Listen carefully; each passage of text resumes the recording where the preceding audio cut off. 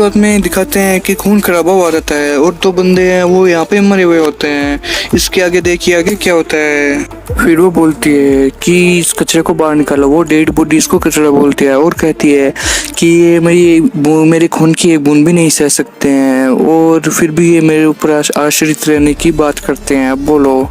उसके बाद वो अपने नौकरों को बोलती है कि इन डेड बॉडीज को बाहर ले जाओ और कहीं ले जाकर फेंक दो। फिर उसका नौकर तो और बोलता है कि मैंने हाल ही के कानून संशोधनों को पढ़ा है, उसमें लिखा है कि कोई भी बंदा इंसानों के खून का निजी खपत नहीं कर सकता। अगर वो ऐसा करेगा तो उसको बहुत बड़ी सजा दी जाएगी। फिर उसका जो सुपरिटेंडेंट होता है वो बोलता है कि मेरी एडवाइस है कि आप 2 मिनट रुकिए और इसको आज्ञा होने दीजिए, मतलब इसको मान्यता प्राप्त होने दीजिए और फिर इसको मान्यता प्राप्त होने के बाद आप इसको कारखाने में भिजवा दीजिए ताकि हम इसका यूज में ले सके। मतलब गाइस ये जो बंदा है, मतलब ये जो दुनिया है ये पूरी शैतानी दुनिया है और इसमें इंसानों को मारा जा रहा है। ये इंसानी दुनिया से हटके है। इसमें आगे देखिए क्या होता है। फिर ये जो शैतान होती है ये बोलती है कि चलो कोई बात नहीं, ठीक है तुम ऐसा कर सकते हो, जाओ। इसके बाद ये जो शैतान होती है ये बोलती है कि कोई बात नहीं, इंसानों को खुशी से और बिना चिंता के बढ़ने दो, जितने इंसान बढ़ेंगे उतना हमारे लिए अच्छा है। उसके बाद इस सीन में हमको दिखा जाता है बिल्कुल ही शैतानी रात, जिसमें एक डेविल होता है और बोलता है कि इन सबको खाने के लिए, मतलब इनमें से जो सबसे कमजोर आदमी है उसको खाने के लिए सबसे नीचे भेजा जाना चाहिए। फिर ये जो डेविल होती है बोलती है कि हालांकि वैम्पायर ने अपनी पृथ्वी पर अपनी पकड़ बना रखी है, अब हमें खून की जरूरत नहीं है। उसके बाद ये बोलती है कि अब मुझे फास्ट फूड पसंद है, अब मैं खून से इतना ज्यादा लगाव नहीं रहा। फिर ये बोलती है कि फिर भी इस तरह हम अपनी श्रेष्ठता बनाए रखते हैं, मतलब हम अपनी सुपीरियरिटी बनाए रखते हैं, श्रेष्ठता बनाए रखते हैं। उसके बाद हमें एक सिटी की तस्वीर दिखाई जाती है जिसमें ये जो डेविल होती है ये बोलती है कि ये हमारा अगला निशाना होगी, मतलब ये जो सिटी है ये गंतव्य का महानगर है, इसलिए ये हमारा अगला निशाना होगी। उसके बाद हमें मॉर्निंग अप का सीन दिखाया जाता है जिसमें एक बंदे का नाम होता है जी और उसका डेड उसे उठा रहा होता है और बोलता है जी उठो उठो, और उसका डेड होता है वो होता है बार्बर होता है और उसके सैलून की दुकान होती है जिसका नाम होता है किंग्स बार्बर, और उसका डेड उसको बोलता है कि आज तुम्हें बहुत बड़ा बिजनेस करना है इसलिए जल्दी उठ जाओ। फिर हमें वो सीन दिखाया जाता है जिसमें उसका डेड उसको उठा जाता है और बोलता है हे उठो, तुम कब से सो रहे हो, तुम्हारी नींद अभी तक पूरी नहीं हुई क्या। उसके बाद जो वो नहीं उठता है तो उसको बहुत गंदा गुस्सा हो जाता है और उसको बहुत हिलाने लग जाता है और बोलता है कि अगर तुम नहीं उठे तो मैं आज तुझे जान से मार दूंगा, जल्दी उठ जा। और उसका डेड उसको उठाते हुए बोलता है कि तुम उठते क्यों नहीं हो, तुम्हारी कुछ काम, सोने के अलावा कुछ काम नहीं है, अगर तुम ऐसे ही सोते रहे और तुम्हारी स्कूल कुछ दिनों में शुरू होने वाली है, अगर तुम स्कूल नहीं गए तो मैं तुम्हें गंजा कर दूंगा, तुमको छोड़ूंगा नहीं मैं, जल्दी से उठ जाओ। उसके बाद वो जो लड़का होता है वो उठ जाता है और कुछ सोचता है, लेकिन उसका डेड जो है वो बोलता है वहाँ मत बैठो, नीचे आ जाओ और कस्टमर की सेवा करो वरना मैं तुम्हें छोड़ूंगा नहीं, आज बहुत टाइम हो गया तुमको देखते हुए। फिर जब वो उठा है तो उसको होश आता है और वो बोलता है अरे मैं सो कैसे रहा था अभी तक, मुझे तो कुछ याद भी नहीं है कि क्या हुआ था। और फिर वो अपने दिमाग पर जोर डालता है और पीछे की सोचने की कोशिश करता है और फिर वो सोचता है कि क्या ये मैं हूँ। फिर वो याद करता है कि उस रात, मुझे स्पष्ट रूप से याद है कि उस रात क्या हुआ था, मैं जे युआन हूँ और उस टाइम मेरे पिता, मतलब मेरे जो डैड है उनकी तबीयत बहुत ही ख़राब थी, वो 2 साल से बिस्तर पर थे और मैं जिस कंपनी के लिए काम करता था उस कंपनी ने मुझे निकाल दिया क्योंकि उस कंपनी ने मुझे एक प्रोजेक्ट करने के लिए दिया था और वो जो प्रोजेक्ट था वो मैं कर नहीं पाया और उस रात मैं बहुत ही नशे में था, इसलिए मैंने कुछ ज़्यादा ही ड्रिंक कर ली थी और मैं उस जो रिवर बैंक है उसके ऊपर बैठा था और चांद को देख रहा था। उस टाइम मेरी हालत बहुत ही ख़राब थी, लेकिन आज मैं चेंज कैसे हो गया हूँ, मुझे तो कुछ याद नहीं आ रहा, ये तो उस रात की बात है, उस टाइम मैं 25 साल का था। जो सोचता है कि उस टाइम जो दाएं एटी थी वो कुछ कर रही थी और मैंने उसको बोला कि हे मिस तुम क्या कर रही हो, तुम नदी की तरफ क्यों जा रही हो, और मैं भागा गया और उसको बोला कि कम बैक, वापस आ जाओ, लेकिन मैंने उस लड़के को बचा दिया था और उस लड़के को बचाकर मैं उसको नदी के किनारे छोड़ दिया और वहाँ पे जो लोग थे उसको बचा लिया, लेकिन मैं पानी के अंदर क्यों डूब रहा था, मुझे लग रहा था कि मैं पानी में नहीं डूब सकता, मैं पानी में क्यों डूब रहा हूँ, उस टाइम मैंने नशा किया हुआ था इसलिए मुझे कुछ याद नहीं आ रहा, लेकिन मैं पानी में डूब गया था और बोल रहा था मेरे को खांसी क्यों आ रही है, पानी के अंदर मैं डूब क्यों रहा हूँ, क्या हो रहा है ये, मैं खुद को संभाल नहीं पा रहा, मैं नशे में हूँ इसलिए मैं अपनी जो माइंड है उस पर कंट्रोल नहीं कर पा रहा, क्या हो रहा है ये। फिर वो बोलता है कि और फिर मुझे पता नहीं उसके बाद क्या हुआ, फिर मैं डूब गया था। उसके बाद मुझे कुछ भी याद नहीं कि क्या हुआ, लेकिन मैं आज यहाँ पे कैसे आ गया, मुझे कुछ भी समझ में नहीं आ रहा है क्या हो रहा है ये। फिर जो उसका ध्यान है उसका ध्यान एक घड़ी की तरफ जाता है और उस घड़ी में देखते हुए वो बोलता है कि क्या मई 2077 मतलब 2077, ये कैसे हो सकता है, इतना पीछे कैसे आ गया मैं। फिर वो याद करता हुआ बोलता है कि ये वो साल नहीं है जिसमें मैं 18 वर्ष का था, मतलब मेरी उम्र उस टाइम 18 वर्ष थी, और 2077 में इतना पीछे कैसे आ गया हूँ, क्या हो रहा है ये मेरे साथ, क्या ये कोई जादू हो रहा है। उसके बाद वो बहुत जोर से दरवाजा खोलता है और बोलता है क्या ये सच है, क्या हो रहा है ये। उसके बाद वो नीचे सैलून में जाता है और बोलता है कि पापा, जोर से चिल्लाता है पापा। फिर जितने भी वहाँ पे कस्टमर्स बैठे होते हैं वो उसकी तरफ देखने लग जाते हैं और कुछ सोचते हैं। उसके बाद वो अपने डैड के बहुत ही बुरी तरह गले लग जाता है, जैसे कि करोड़ों साल बाद मिले हो। उसके बाद उसका डैड जो होता है वो उससे पूछता है कि क्या तुम केयर कर रहे हो। फिर उसका बेटा जो होता है वो बोलता है कि नहीं, ऐसा कुछ भी नहीं है, मुझे एक बहुत भयानक सपना आया था। फिर उसका डैड बोलता है AWW, ये बहुत अच्छा है, आज मेरे बेटे ने कितना अच्छा प्यार किया है मुझे, मेरे कितने अच्छे के गले लगता है। फिर वो हंसने लग जाता है। उसके बाद उसका जो कस्टमर होता है वो बोलता है कि क्या तुम अभी भी मेरे बालों में जा रहे हो, कितना इंतजार करवाओगे मुझसे। उसको बहुत गुस्सा आ जाता है। फिर उसका जो डैड होता है वो उसको पीछे हटा के और उसको बोलता है कि अरे सॉरी मैं अभी आपके बाल काट देता हूँ। और फिर वो जो लड़की होती है वो बोलती है कि क्या काट दो कि तुम बाल, तुमसे कुछ होता तो है नहीं, कब से मैं इंतजार कर रही हूँ। फिर वहाँ पे बैठा बंदा बोलता है कि अगर आपने अच्छी नाई की दुकान मतलब अच्छे बार्बर की दुकान नहीं की होती तो मैं इतना इंतजार नहीं करता।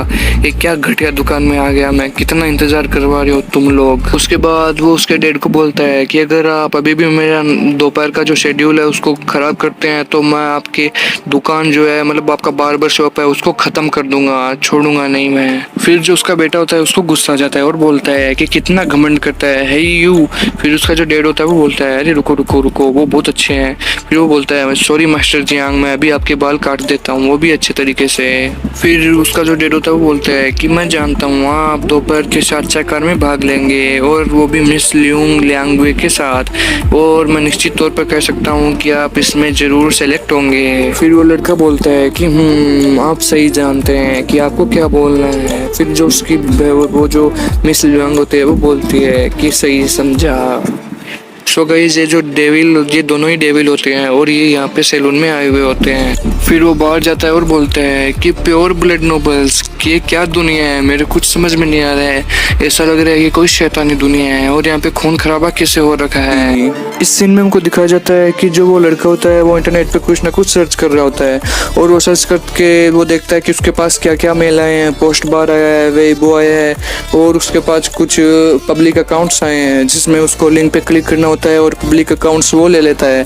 इसमें वो इंटरनेट पे कुछ ना कुछ सर्च करके रहता है। आगे देखिए क्या होता है। उसके बाद वो सब मेल्स और सब को सर्च करके देख के बोलता है कि क्या है, ये सब क्या है, मेरे को कुछ समझ में नहीं आता। ये सीन जो होता है वो बाथरूम में होता है। वो बाथरूम में बैठा सर्च करने लगता है कि क्या मेल है क्या मेल नहीं है, और फिर वो बोलता है कि ये सब क्या है, ये सब किसने मुझे भेजा है, क्या हो रहा है। फिर हमें इस सीन में दिखाया जाता है कि ये वो बोलता है कि ये सब क्या है, ये क्या हो रहा है, ये वैम्पायर्स क्या होते हैं, ये ब्लड ब्रेकर्स क्या होते हैं। फिर उसके पास एक मेल आता है कि वैम्पायर्स के बारे में आप क्या जानते हैं। उसमें लिखा होता है कि वैम्पायर्स इंसानों की रक्षा करते हैं, इंसानों को सेफ्टी देते हैं और अपनी दुनिया में ले जाकर इंसानों को सुधारते हैं। मतलब ऐसा कुछ नहीं होता, लेकिन जो वैम्पायर्स होते हैं वो इंसानों को अपनी दुनिया में ले जाकर उनको मार देते हैं, ऐसा उसके पास मेल आता है। फिर वो मन में सोचता है कि ये लीडिंग ह्यूमैनिटी क्या है, मेरे तो कुछ भी समझ में नहीं आ रहा है। मतलब गाइस आज क्या हो रहा है ये मेरे कुछ भी समझ में नहीं आ रहा है। वो बोलता है कि ये लीडिंग ह्यूमैनिटी क्या है, इसको गूगल पे सर्च करना ही पड़ेगा। फिर वो बोलता है कि इंसानों का वैम्पायर्स पर क्या वर्चस्व है, मतलब जो वैम्पायर्स है वो इंसानों पर कैसे कंट्रोल करते हैं, क्या हो रहा है। इन जो डेविल्स लोग हैं, ये जो डेविल होते हैं ये इंसानों पर क्या करना चाहते हैं, मुझे कुछ भी समझ में नहीं आ रहा है। मुझे ये सब जानने के लिए इस लिंक पर टच करना ही पड़ेगा। उसके बाद लिंक पर टच कर देने के बाद उसके कुछ लोडिंग हो जाता है और फिर उसके सामने लिखा होता है 404 फूड। फिर वो जो है वो बहुत बुरी तरह डर जाता है और बोलता है कि ये क्या हो रहा है, ये क्या हो गया, मुझे बहुत डर लग रहा है, मैं अभी यहाँ पे नहीं रुक सकता, मुझे बहुत डर लग रहा है। इस तरह वो हकलाते हुए बोलता है और बहुत बुरी तरह डर जाता है। फिर आगे देखिए क्या होता है। उसके बाद उसकी स्क्रीन पे कुछ बहुत ही खतरनाक तरीके से लिखा हुआ होता है और ऐसा लगता है कि कोई उस पे वायरस आ गया है और उसकी स्क्रीन पे लिखा हुआ होता है 3 बार स्क्रीन स्क्रीन स्क्रीन। पता नहीं उसके फोन में कोई वायरस आ जाता है। जब वो डेविल वाली लिंक पे टच करता है तो उसके फोन में बहुत ही बुरी तरह उसका फोन जो है गर्म हो जाता है और वो डर जाता है। उसके बाद वो जल्दी से उसका होम बटन प्रेस करता है और उस साइट से निकल जाता है। फिर उसका जो फोन है वो अपने फोन को बंद कर देता है। उसके बाद देखिए आगे क्या होता है। फिर वो बोलता है कि ओ ये मुझे लगता है कि कोई दुनिया में आक्रमण हुआ है। मुझे लगता है क्या हो रहा है, ये मुझे कुछ भी समझ में नहीं आ रहा है। इसमें क्या लिखा हुआ है, क्या आया था अभी, मतलब ये मेरा दिमाग खराब कर देगा। मुझे अब इसको और नहीं चलाना, मैं बहुत परेशान हो गया हूँ इसको चला के। फिर वो बोलता है कि मैं बहुत परेशान हो गया हूँ, मुझे ये सब और नहीं देखना, मैं बहुत बुरी तरह थक चुका हूँ, अब मुझे जल्दी से उठ के स्कूल जाना है। वो उस टाइम बाथरूम में बैठा होता है। फिर वो बोलता है कि जिस दुनिया में मेरा पुनर्जन्म हुआ था ये वो दुनिया नहीं है जिसमें मैं अभी हूँ, ये दूसरी दुनिया है, मुझे ऐसा लग रहा है, क्योंकि आजकल कुछ अलग ही घटनाएं यहाँ पे हो रही है मेरे साथ। फिर वो बोलता है कि इसका मतलब ये मेरा रीबोर्न वर्जन है। फिर वो बोलता है कि क्या मैं एक्चुअल में रियल हूँ, मतलब कि मैं जिंदा हूँ या नहीं, मुझे कुछ भी पता नहीं चल रहा है। आजकल मेरे साथ क्या हो रहा है और मैं ये किस दुनिया में आ गया हूँ, मुझे कुछ भी पता नहीं चल रहा है। फिर वो बोलता है कि ये मुझे किसने काट लिया, मेरी गर्दन पे ये निशान क्या हो रहा है, ये मुझे लग रहा है मुझे किसी ने काट लिया है।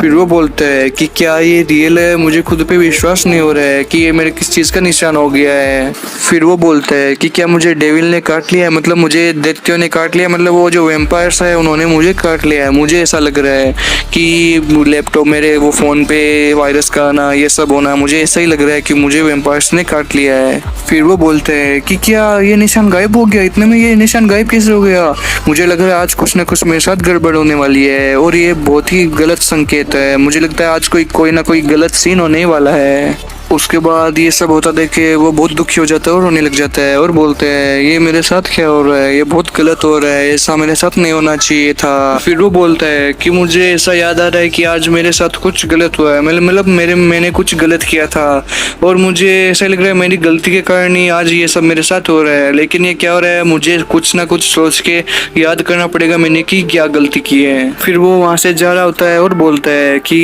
मैं बस चीज़ें देख रहा हूँ और मेरे को कुछ भी समझ में नहीं आ रहा है। फिर वो स्कूल जाने के लिए रेडी हो जाता है और जब वो बाहर जा रहा होता है तब आगे देखिए क्या होता है। फिर जब वो वहाँ से जा रहा होता है तब उसको बहुत ही जबरदस्त क्रैक की आवाज़ आती है, जैसे कोई उसकी हड्डी टूट गई हो। फिर वो वापस पीछे मुड़ता है और देखता है कि मेरे साथ क्या सीन हुआ है। फिर ये जो सीन होता है वो देखने लायक होता है, क्योंकि वो देखते देखते डेविल बन जाता है। और वो डेविल इसलिए बन जाता है क्योंकि मुझे लग रहा है उसने उस लिंक पे टच किया था, उसी से सब कुछ ये सब हो रहा है, उसके निशान होना, फिर वो डेविल बन जाता है। फिर आगे देखिएगा इस क्या होता है। उसके बाद हमें वो जो शहर होता है जिसमें वो रहता है उस शहर का सीन दिखाया जाता है। फिर आगे देखिए क्या होता है। फिर जब वो जा रहा होता है तो वो अपने डैड को बोलता है कि मैं जा रहा हूँ डैड, बाय बाय। फिर जो उसका डैड होता है वो उसको बोलता है कि बहुत मेहनत करके पढ़ाई करना बेटा, मुझे पता है तुम मेरा नाम रोशन करोगे, या तो तुम मेरा नाम रोशन करोगे या तुम मेरा नाम डुबा दोगे। फिर गाइस आगे देखिए क्या होता है। फिर जो उसका डैड होता है उसको जाते हुए बोलता है कि हमारे पूर्वजों के कारण ही तुम आज जा रहे हो, क्योंकि उन्होंने अपने खून पसीने से इज्जत कमाई है। और जो तुमने जिस कॉलेज में भाग लिया है, जिस कॉलेज में तुम्हारा एडमिशन हुआ है, वो कॉलेज इस शहर की सबसे बड़ी कॉलेज है और इसमें 10-10 एडमिशन कार्ड भेजने पर भी एडमिशन नहीं होता है, लेकिन तुम्हारे एक एडमिशन कार्ड से ही तुम्हारा इसमें एडमिशन हो गया है। फिर जो उसका बेटा होता है वो आगे देखिए क्या बोलता है। फिर वो बोलता है कि ठीक है बाय डैड, मैं जा रहा हूँ, मुझे लगता है कि आपको अपना चेकअप कराना चाहिए, मैं अपनी मेहनत से इस कॉलेज में आया हूँ और किसी की भी मेरे को मदद नहीं मिलती है। मेरे परदादा ने मेरे को कल सपने में आके बताया कि आपको बहुत ही ज़बरदस्त बीमारी होने वाली है, इसलिए आप पहले हॉस्पिटल में जाके एडमिट हो जाओ। फिर आगे देखिएगा इस क्या होता है। फिर वो जो लड़का होता है वो बोलता है कि ये दुनिया बड़ी विचित्र है, जिस दुनिया में मेरा पुनर्जन्म हुआ है, और इस बार मैं स्कूल जाके अपनी लाइफ वेस्ट करना नहीं चाहता। अपनी लाइफ का जो ये टाइम है वो मैं वेस्ट नहीं करना चाहता, क्योंकि मैं अब पढ़ूंगा लिखूंगा और बहुत बड़ा आदमी बनूंगा।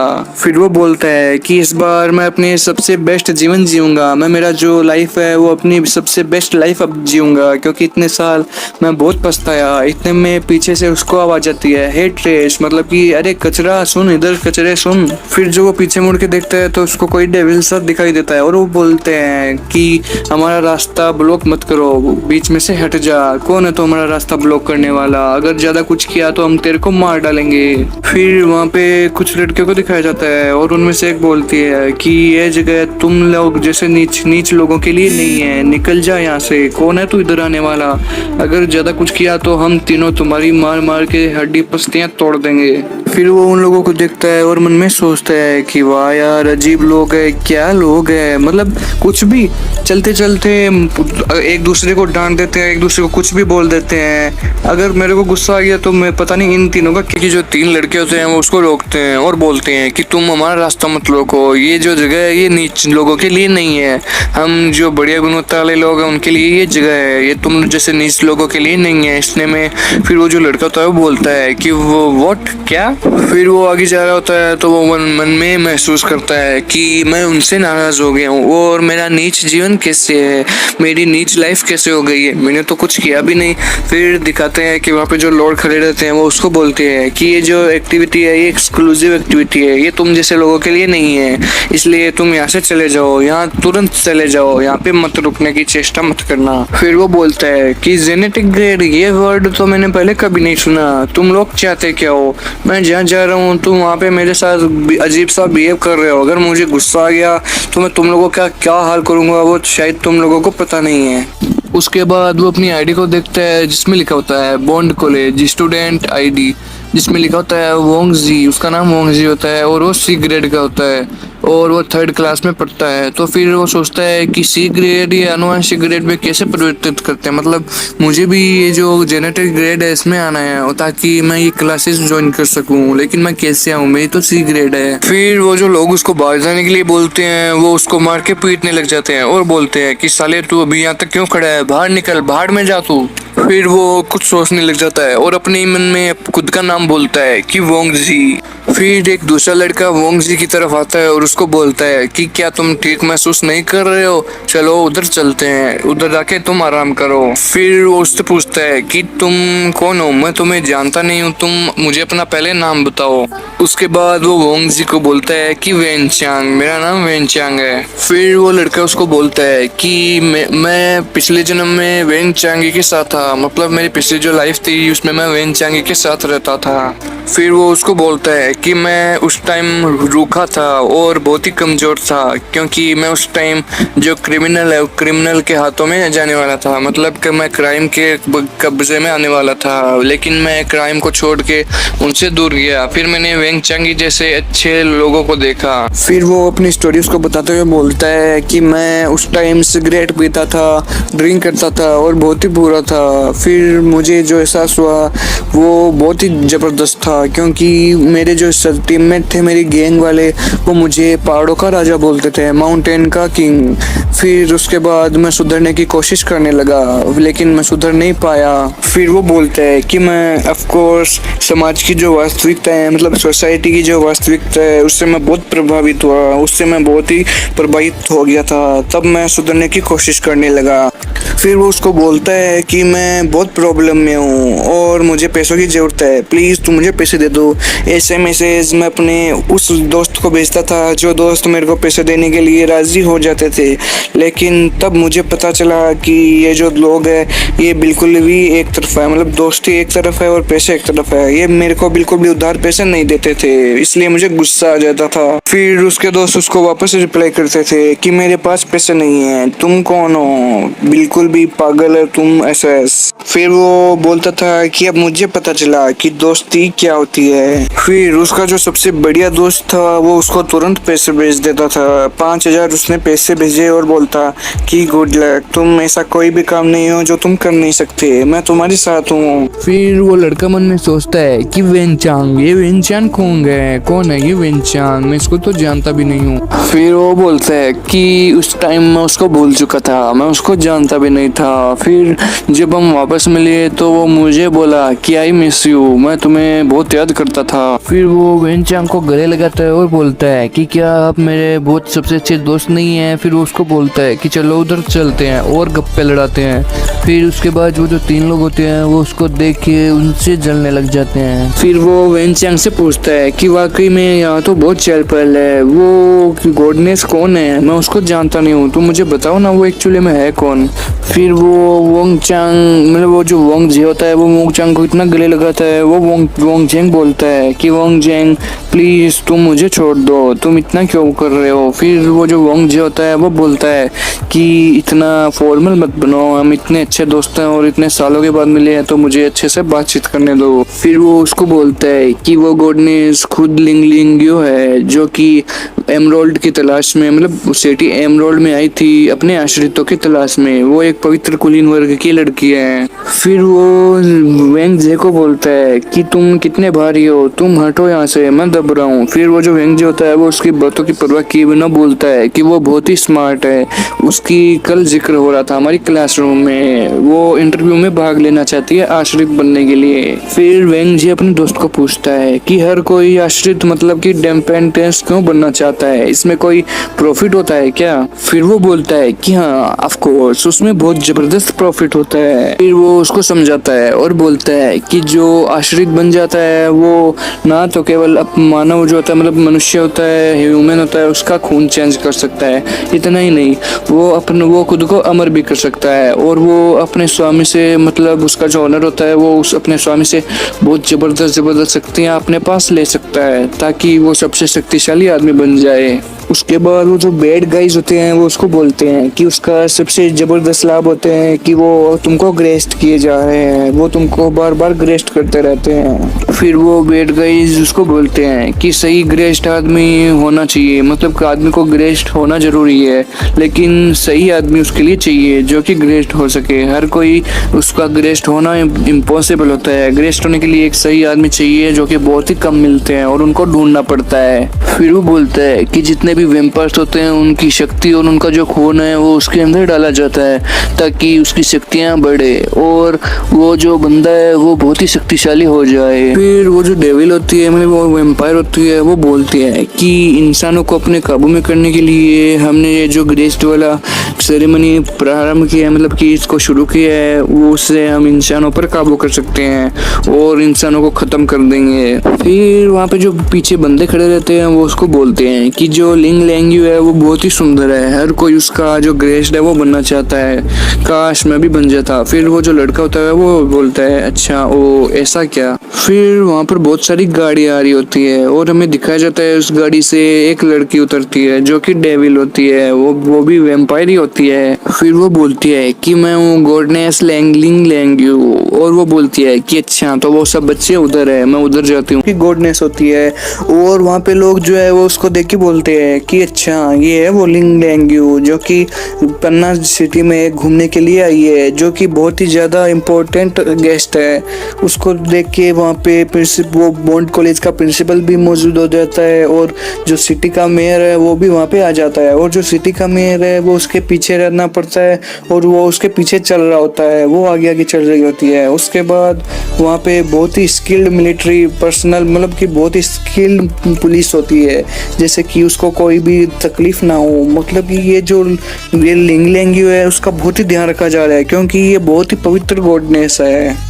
उसके बाद ये सब सीन देख के वहाँ पे जितने भी वो लोग खड़े होते हैं वो चौंक जाते हैं और बोलते हैं कि इसकी इतनी ज्यादा मतलब कि ये क्या हो रहा है, इसकी इतनी ज्यादा फिक्र क्यों हो रही है। उसको देख के वो कुछ नहीं बोलते हैं और चुपचाप देखते रहते हैं। उसके बाद वो जो वोंग जी होता है वो अपने दोस्त को बहुत बुरी तरह गले लगा लेता है। फिर उसका जो दोस्त होता है वो उसको बोलता है कि वोंग जी ये तुम क्या कर रहे हो भाई, क्यों परेशान कर रहे हो, चलो आराम से चलो ना। उसके बाद वोंग जी उसको बोलता है कि इनमें से किसी का हमें कोई लेना देना नहीं है, तुम यहाँ से चलो और हम दोनों बहुत ही एजुकेटेड होंगे। हमको अपना नॉलेज बढ़ाना है और दुनिया को नेगेटिव करने से बचाना है।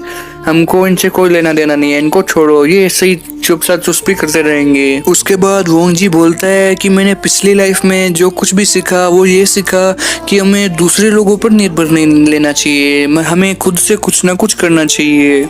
ऐसा मैं तुमको इसलिए बोल रहा हूँ क्योंकि जब वो लोग हमको छोड़ के चले जाते हैं जिस पर हम निर्भर रहते हैं, तो अंत में मतलब कि लास्ट में यही होता है कि हम चाहे उन लोगों पर कितने ही निर्भर हो, हम वापस विक्टोरियस और जब गौरवशाली नहीं बन सकते और हमको अंत में स्वतंत्र रह के ही जीना पड़ता है। मतलब हमको अंत में रिपब्लिक होकर के ही रहना पड़ता है, मतलब बहुत मेहनत करनी पड़ती है हमको खुद से रहने के लिए।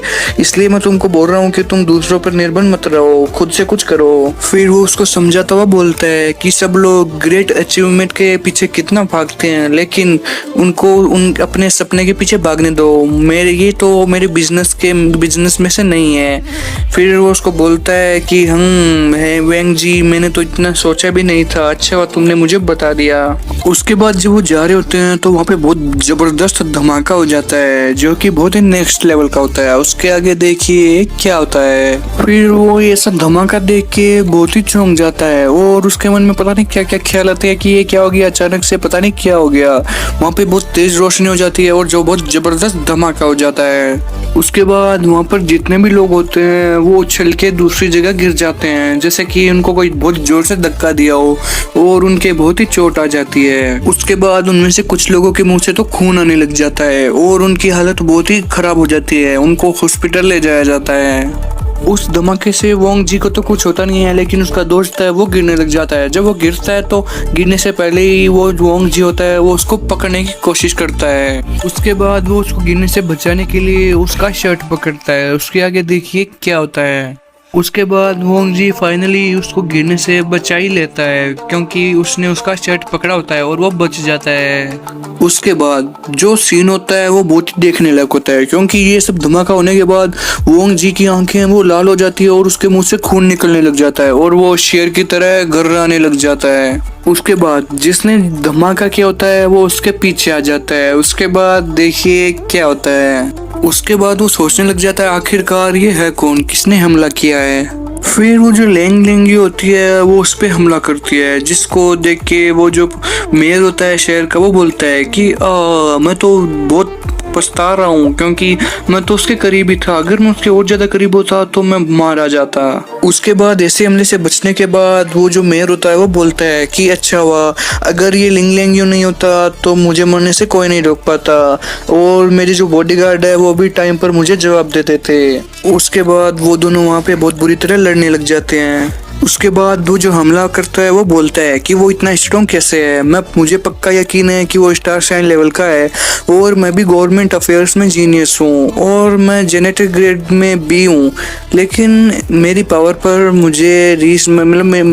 पर मुझे डायमंड लेवल तक रीच मैंने किया है, मतलब कि मैंने डायमंड लेवल पे आ चुका हूँ, ऐसी मेरी ज़बरदस्त पावर है, लेकिन फिर भी वो बहुत मजबूत है। उसके बाद वो बोलता है कि लेकिन जो डायमंड लेवल होता है वो भी बहुत हाई होता है, फिर भी डेमन ने यहाँ पे किसने भेजा। उसके बाद वो बोलता है कि लेकिन ये हाल की घटनाओं से ही संबंधित है, मतलब कि मैं तुम्हें शायद जानता हूँ। उसके बाद वो वहाँ से बिजली के झटके की तरह भाग जाता है। उसके बाद आगे देखिए क्या होता है। उसके बाद वो जो बॉडीगार्ड्स होते हैं वो बोलते हैं कि रुको, उसको जाने मत दो, उसको पकड़ो जल्दी से, वो कैसे बिजली की तरह जा रहा है। उसके बाद वो जो लिंग लेंगवान होती है वो एमराल्ड सिटी के मेयर को बोलती है कि वो जो बंदा है वो आया बिजली की तरह और सबको मारे बिना वहाँ से भाग गया, मतलब वो पब्लिक में आया और पब्लिक के रूप से वो सबकी हत्या किए बिना वहाँ से चला गया। क्या एमराल्ड सिटी के ये जो बॉडीगार्ड्स है ये ऐसे ही हैं। उसके बाद वो जो मेयर होता है वो शर्मा जाता है और बोलता है, उसके बाद वो जो मेयर होता है वो बोलता है कि नो मैडम, आप समझ सकते हैं, आप जानते ही हैं कि जल्दी से जल्दी ये जो एमराल्ड सिटी है इसमें यूनियन कॉन्फ्रेंस होने वाली है और ज़्यादा से ज़्यादा जो आर्मी है वो वहीं पे हमने तैनात कर दिया है ताकि कोई बाधा ना आए, इसलिए आप समझ ही सकते हैं अब मैं आपको क्या बताऊं। लेकिन फिर भी आप हमारे साथ है तो हमें डरने की क्या जरूरत है। और आपके जैसा ज़बरदस्त इलाइट क्लास का मतलब कि जो जेनेटिक ग्रेड का है या उससे ऊपर का अगर बंदा हमारे साथ है तो हमें कोई डरने की जरूरत नहीं है। लेकिन आप सबसे शक्तिशाली है, इसलिए हमें हमारी आर्मी की जरूरत नहीं पड़ती। आपको मैं थैंक यू बोलना चाहता हूँ। उसके बाद वो ये सब सुन के हंसने लग जाती है, ही। उसके आगे देखिए क्या होता है। उसके बाद वो जो होती है वो बोलती है कि इधर तो कुछ और ही दिलचस्प दिख रहा है, क्योंकि वो जो लड़का होता है वो अपने दोस्त की मदद करता है और उसको देखकर वो बोलती है कि ये तो बहुत ही दिलचस्प है।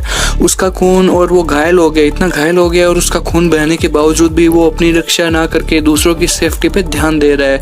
ये कितनी अच्छी बात है, ये बहुत ही दिलचस्प है, मैं इससे जाके मिलना चाहूँगी।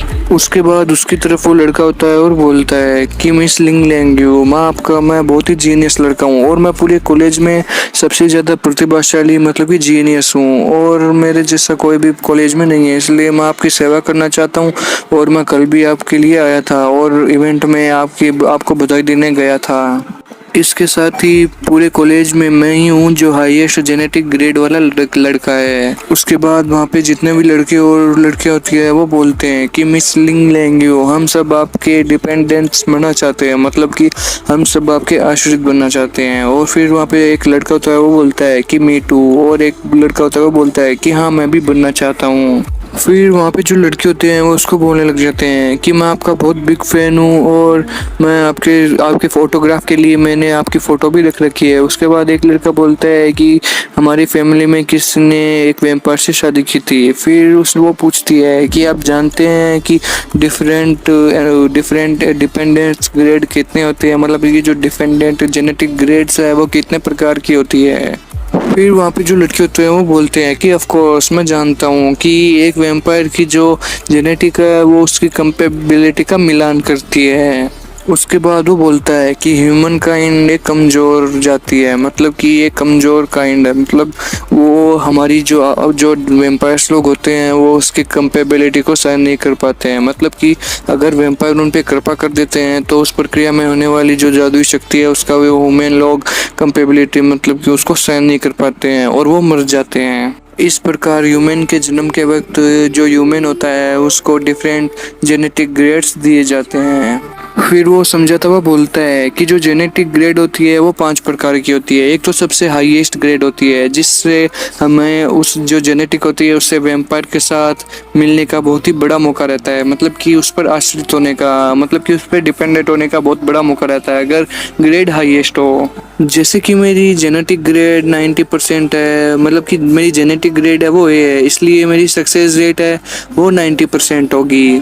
और इसके अलावा मुझे जो जेनेटिक ग्रेड ई है उससे कंपेयर किया जाए तो उनकी जो सक्सेस रेट होती है वो 10% होती है। और वो अगर बात चाहे मन में कि हम वैम्पायर से जुड़ने की कोशिश करें तो ये हमारे लिए सम्मान की बात होगी, मतलब कि ये हमारे लिए बहुत ही सम्मान की बात होगी। उसके बाद जो लिंग लेंगी होती है वो हंसने लग जाती है और उसको बोलती है कि तुमने बहुत अच्छा समझाया लेकिन तुम वहाँ पे एक पॉइंट को भूल गए। उसके बाद वो उसको बोलती है कि तुमने जो मुझे एग्जाम्पल दिए हैं वो केवल जो सामान्य वैम्पायर्स होते हैं उन पर लागू होते हैं, मेरे जैसे सबसे ज़्यादा मतलब हाईएस्ट जेनेटिक ग्रेड वालों पर लागू नहीं होते क्योंकि मैं कुलीन वर्ग की हूँ। तुम जो कुलीन वर्ग का होता है उसके लिए कोई सीमा नहीं होती, तुम शायद ये नहीं जानते। तब वो बोलता है कि जब एक प्योर ब्लड वाला वैम्पायर होता है वो अनुग्रह प्रदान करता है तब कोई फ़र्क नहीं पड़ता कि जो ह्यूमन है उसका जेनेटिक ग्रेड कितना है, वो उसके लिए ज़रूरी नहीं होता। इसके लिए सक्सेस रेट हमेशा 100% होनी ज़रूरी होती है। और यही कारण है कि जो प्योर ब्लड वाले वैम्पायर होते हैं वो हमारी तरह कुलीन होते हैं और यही कारण है कि हम सबसे ज़्यादा शक्तिशाली है, मतलब कि हम बहुत पावरफुल हैं। फिर उस वैम्पायर को गुस्सा आ जाता है और वो बोलती है कि क्या तुम्हें लगता है कि तुम बस अपने जेनेटिक ग्रेड के कारण ही मजबूत हो? जब तुम वैम्पायर बन जाते हो तो सब कुछ एक वर्ग में चला जाता है, तुम ये सब समझ नहीं पाए। मुझे इन सब चीजों की कोई आवश्यकता नहीं है, निकल जाओ तुम। उसके बाद वो बोलती है कि सो टेल मी, तो तुम मुझे बताओ। फिर वो बोलती है कि मुझे विचार करना पड़ेगा कि मैं तुझे कूड़ेदान में डाल दूं या ना डाल दूं, मतलब कि मैं तुझे डस्टबिन में डालने का सोच रही हूँ। उसके बाद वो खुद को कचरा सुन के बहुत भयंकर डर जाता है और सोचता है कि अरे मेरी किस्मत तो सबसे खराब निकली, ये क्या बोल दिया उन्होंने मेरे लिए। उसके बाद वो बोलता है कि अरे ये क्या हो गया, मैं तो सिलेक्शन से एलिमिनेटेड हो गया, मुझे और कुछ भी नहीं कहा लेकिन मुझे कचरा कहा। क्या मैं उनकी नज़रों में बिल्कुल भी योग्य नहीं हूँ, मतलब कि मैं उनकी नज़रों में कचरा बन गया हूँ। अब तो मेरी किस्मत जैसी किसी की किस्मत नहीं होगी, अब जीने का कोई मतलब नहीं है मेरा। फिर वो जो लड़का होता है वो उसके हाथ से चाकू को है वो फेंक देता है और वो बोलता है कि ये मत करो, क्या कर रहे हो, पागल हो गए हो क्या। फिर उसको बोलता है कि फक, तुम ऐसे नहीं कर सकते, तुम वैम्पायर पर आश्रित नहीं रह सकते। अगर तुम वैम्पायर पर आश्रित नहीं होगे हो तो क्या हुआ, तुम एक खुद का बिजनेस शुरू करके एक बढ़िया जीवन जियो, अपने अच्छी लाइफ जियो। उसके बाद वो उससे पूछता है कि क्या तुम मेंटलिटी बीमार हो, तुम पागल हो गए हो क्या, तुम सिर्फ इसलिए मर्डर कर रहे हो, मतलब कि तुम इसलिए सुसाइड कर रहे हो क्योंकि एक लड़की ने तुमको रिजेक्ट कर दिया और तुम्हारी बेइज्जती कर दी, क्या तुम पागल हो। और उसके बाद फिर अचानक धमाका हुआ और एक आदमी है वो धुएं में बदल गया। और उस दिन पता नहीं क्या हो गया था, मैं अच्छा हुआ मैं निकल गया ताकि मैंने एक बंदे की जान बचा ली, वरना पता नहीं उस बंदे का आज क्या होता। फिर वो बोलता है कि ये वो लोग हैं जिनको इस लड़के की बजाय मानसिक शरण में होना चाहिए, ये इतना पागल क्यों और इतना दुखी क्यों नहीं है, उसने रिजेक्ट कर दिया तो।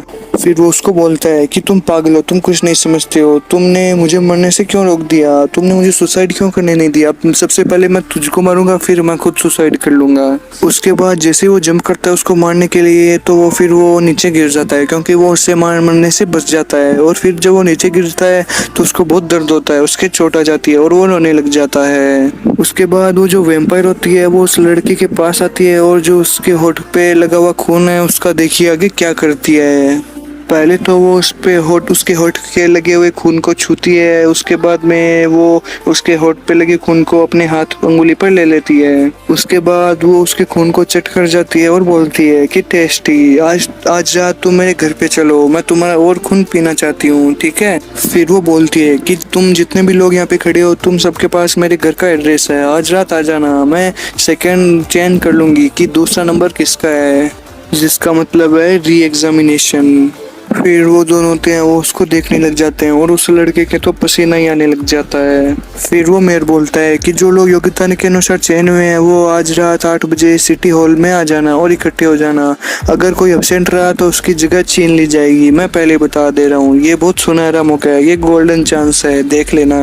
फिर वो बोलता है कि मेरा इंतजार करो, अगर वो चीज़ चली गई तो मैं बहुत खतरे में पड़ जाऊंगा, ध्यान रखना मेरी बात को सब लोग। फिर वहाँ पे सब लोग खुशी मनाने लग जाते हैं और बोलते हैं कि री एग्जामिनेशन होगा, अब मज़ा आ जाएगा, चलो जल्दी से सिटी हॉल में चलते हैं। फिर वहाँ पे जितने भी लोग खड़े होते हैं वो बोलते हैं कि अगर हम आश्रित बन गए तो मज़ा ही आ जाएगा, हम जितने भी लोग खड़े हैं यहाँ पे हम आश्रित बनने के योग्य हैं, हमें पार्टिसिपेट करके आश्रित बनना है। फिर वो जो लड़का होता है वो बोलता है कि ये लोग इस लड़की के साथ सेक्स करने के लिए कितना ज़्यादा तड़प रहे हैं। फिर वो बोलता है कि मैं भी खड़ा था डी, क्या मुझे इसके लिए जाना चाहिए। फिर उसका प्रिंसिपल बोलता है कि मैं सिर्फ और सिर्फ वोंग जे की वजह से खड़ा रह पाया, ऑफ कोर्स तुम्हें जाना चाहिए, तुम जाओ। फिर वो उसको बोलता है कि आई मीन प्रिंसिपल सर। फिर वो जो लड़का होता है वो बोलता है कि प्रिंसिपल, मुझे लगता है वो प्रिंसिपल का बेटा है क्योंकि वो दोनों सेम ही दिखते हैं। फिर उनका प्रिंसिपल बोलता है कि प्लीज़ उन लोगों को भेजो जो हॉस्पिटल में घायल है और बाकी जो लोग हैं वो सब मेरे साथ हो, मैं तुम लोगों को कुछ बताना चाहता हूँ। फिर वो सब मीटिंग रूम में आ जाते हैं और वो हर बच्चे को एक कार्ड देता है जिसमें वो बोलता है कि इसमें साइन करो। फिर वो बोलता है कि हमें इस पर साइन करना है, नहीं हम किसी के एग्जामिनेशन कॉन्टेक्ट का खुलासा नहीं कर सकते, मैं ये नहीं कर सकता। उसके बाद उसको एक पेपर दिया जाता है जिसमें लिखा होता है कि डेथ वेवर मतलब उन सबको वो जो पन्ना दिया जाता है जिसपे वो बोलता है कि साइन कीजिए, वो उनको दिखाया जाता है और वो उसको पढ़ता है और उसके बाद वोंग जे क्या बोलता है देखिए। फिर वोंग जी उस पन्ने को पढ़ता है और बोलता है कि फक, ये तो री एग्जामिनेशन है, इस पे हमको साइन क्यों करवाया जा रहा है, इस हमारे लिए सबसे ज़्यादा जरूरी है हमारी जान को बचाना। लेकिन इस पन्ने को देखकर ही मुझ में डर भर जाता है। उसके बाद वोंग जी प्रिंसिपल को बोलता है कि प्रिंसिपल सर, क्या मैं इसको खुद से जब्त कर सकता हूँ। फिर उसका प्रिंसिपल उसको बोलता है कि जब्त नहीं, बहुत देर हो चुकी है, अब तुम इसको जब्त नहीं कर सकते, तुम बहुत ज्यादा लेट हो गए हो। मिस लिंग लेंग्यू ने तुमको पहले ही देख लिया है और उसने पर्सनली तुमको इनवाइट भी किया है वहाँ पे जाने के लिए, और अगर तुम वहाँ पे नहीं जाते हो तो तुम उसके ऑर्डर को नकार रहे हो। उसके बाद उसका प्रिंसिपल उसको बोलता है कि तुम एक छोटे शहर के कमज़ोर लड़के हो और अगर तुम प्योर ब्लड वैम्पायर्स का ऑर्डर नकारोगे तो बहुत ही गंभीर परिणाम होंगे, मतलब कि तुम बहुत ही पछताने वाले हो। क्या तुम वाकई में उनके परिणामों का गंभीर परिणाम देखना चाहोगे? फिर वो वापस अपने प्रिंसिपल को पूछता है कि क्या सर, वापस ये गंभीर परिणाम होंगे? फिर उसका प्रिंसिपल को गुस्सा आ जाता है और बोलता है कि तुम बहुत ही दिखावटी बन रहे हो, तुम बहुत ही ज़्यादा शिकायत कर रहे हो और तुम बहुत ही ज़्यादा झिझक रहे हो, मैं तुमसे पहले ही बीमार हो चुका हूँ। फिर वो बोलता है कि अगर तुम री एग्जामिनेशन नहीं देना चाहते तो मत दो, और इसके बहुत ही गंभीर परिणाम होंगे, तुम अपना और अपने परिवार का सब कुछ खो बैठोगे और तुम्हें वहाँ पे नौकरियों की लाइन में सबसे आगे ही आगे लगना पड़ेगा। और अगर तुम और तुम्हारा परिवार में जेनेटिक बहुत ही लो मिला, अगर वीक जेनेटिक मिला तो तुमको आर्मी में भी नहीं लिया जाएगा और तुमको कारखानों में, मतलब कि अंडरग्राउंड फैक्ट्रीज में एकदम लो लाइफ में डाल दिया जाएगा और तुम्हारी जो हालत होगी वो बहुत खराब हो जाएगी। फिर वो उससे पूछता है कि आर्मी, मिलिट्री, लो लाइफ वर्कर्स, ये क्या है? निम्न स्तर, मतलब कि लो एवरीथिंग, सब कुछ खत्म हो जाएगा, आप क्या बोल रहे हैं? उसके पसीना आने लग जाता है। ये री एग्जामिनेशन के लिए बहुत ही गोल्डन चांस है और ऐसा चांस बहुत ही कम मिलता है, लेकिन तुम्हारे जैसे लोग दिखावा कर रहे हैं और इसे पार्टिसिपेट नहीं करते, लेकिन मैंने, हमारे जैसे लोग जो कि बहुत ही मजबूत होते हैं, उन्होंने साइन कर दिया है और हम इसमें पार्टिसिपेट लेंगे, वो भी प्री ब्लड वैम्पायर्स के लिए, मतलब कि प्योर ब्लड वैम्पायर्स के लिए। और देखिए प्रिंसिपल, मैंने इस पे साइन कर दिया है, डरपोक कहीं के। फिर वो बोलता है कि मेरी हिम्मत है वोंगजे, तुम इसमें ना जाओ, और अगर तुम इसमें गए तो हमारी आमने सामने की लड़ाई होगी जिसमें मैं तुम्हारा कचुम्बर बना दूंगा, तुम्हारी हड्डी पसली एक कर दूंगा। फिर वो उसको बोलता है कि अगर तुम एग्जामिनेशन में भाग नहीं लेना चाहते तो तुम क्यों जानबूझकर हार क्यों नहीं जाते, और अगर तुम हार भी जाते हो तो तुम्हारी ही ज्यादा अधिक संभावना होगी, क्योंकि लिंग लेंग्यू ने तुमको ही रात को इन्वाइट किया है वहाँ पे जाने के लिए।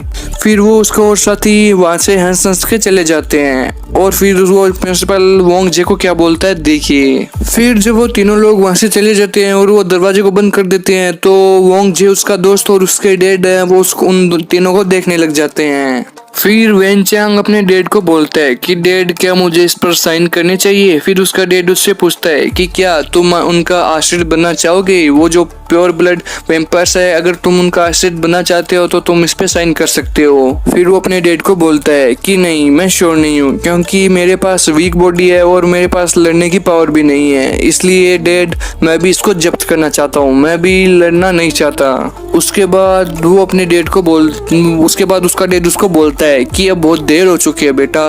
फिर वो वोंगचेंग होता है, वो बोलता है कि डैड आप भी ऐसा करने लग गए। उसके बाद वो उस प्रिंसिपल को बोलता है कि principal, I mean mister Wayne, मैं भी इसको वास्तव में प्राप्त नहीं करना चाहता। क्या ये इतना खतरनाक है? अगर ये इतना खतरनाक है तो इतने सारे लोग सिलेक्शन का प्रयास क्यों कर रहे हैं, मतलब इतने सारे लोग हैं, वो इसमें सिलेक्शन क्यों लेना चाहते हैं? क्या राज है इसका? क्या वो लोग जीना नहीं चाहते?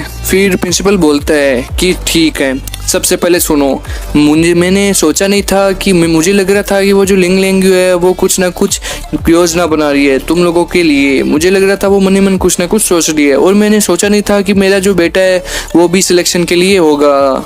फिर वो बोलता है कि कौन जानता था, चलो ठीक है, बहुत हो गया, अब मैं आप सबको बता देता हूँ कि क्या राज है।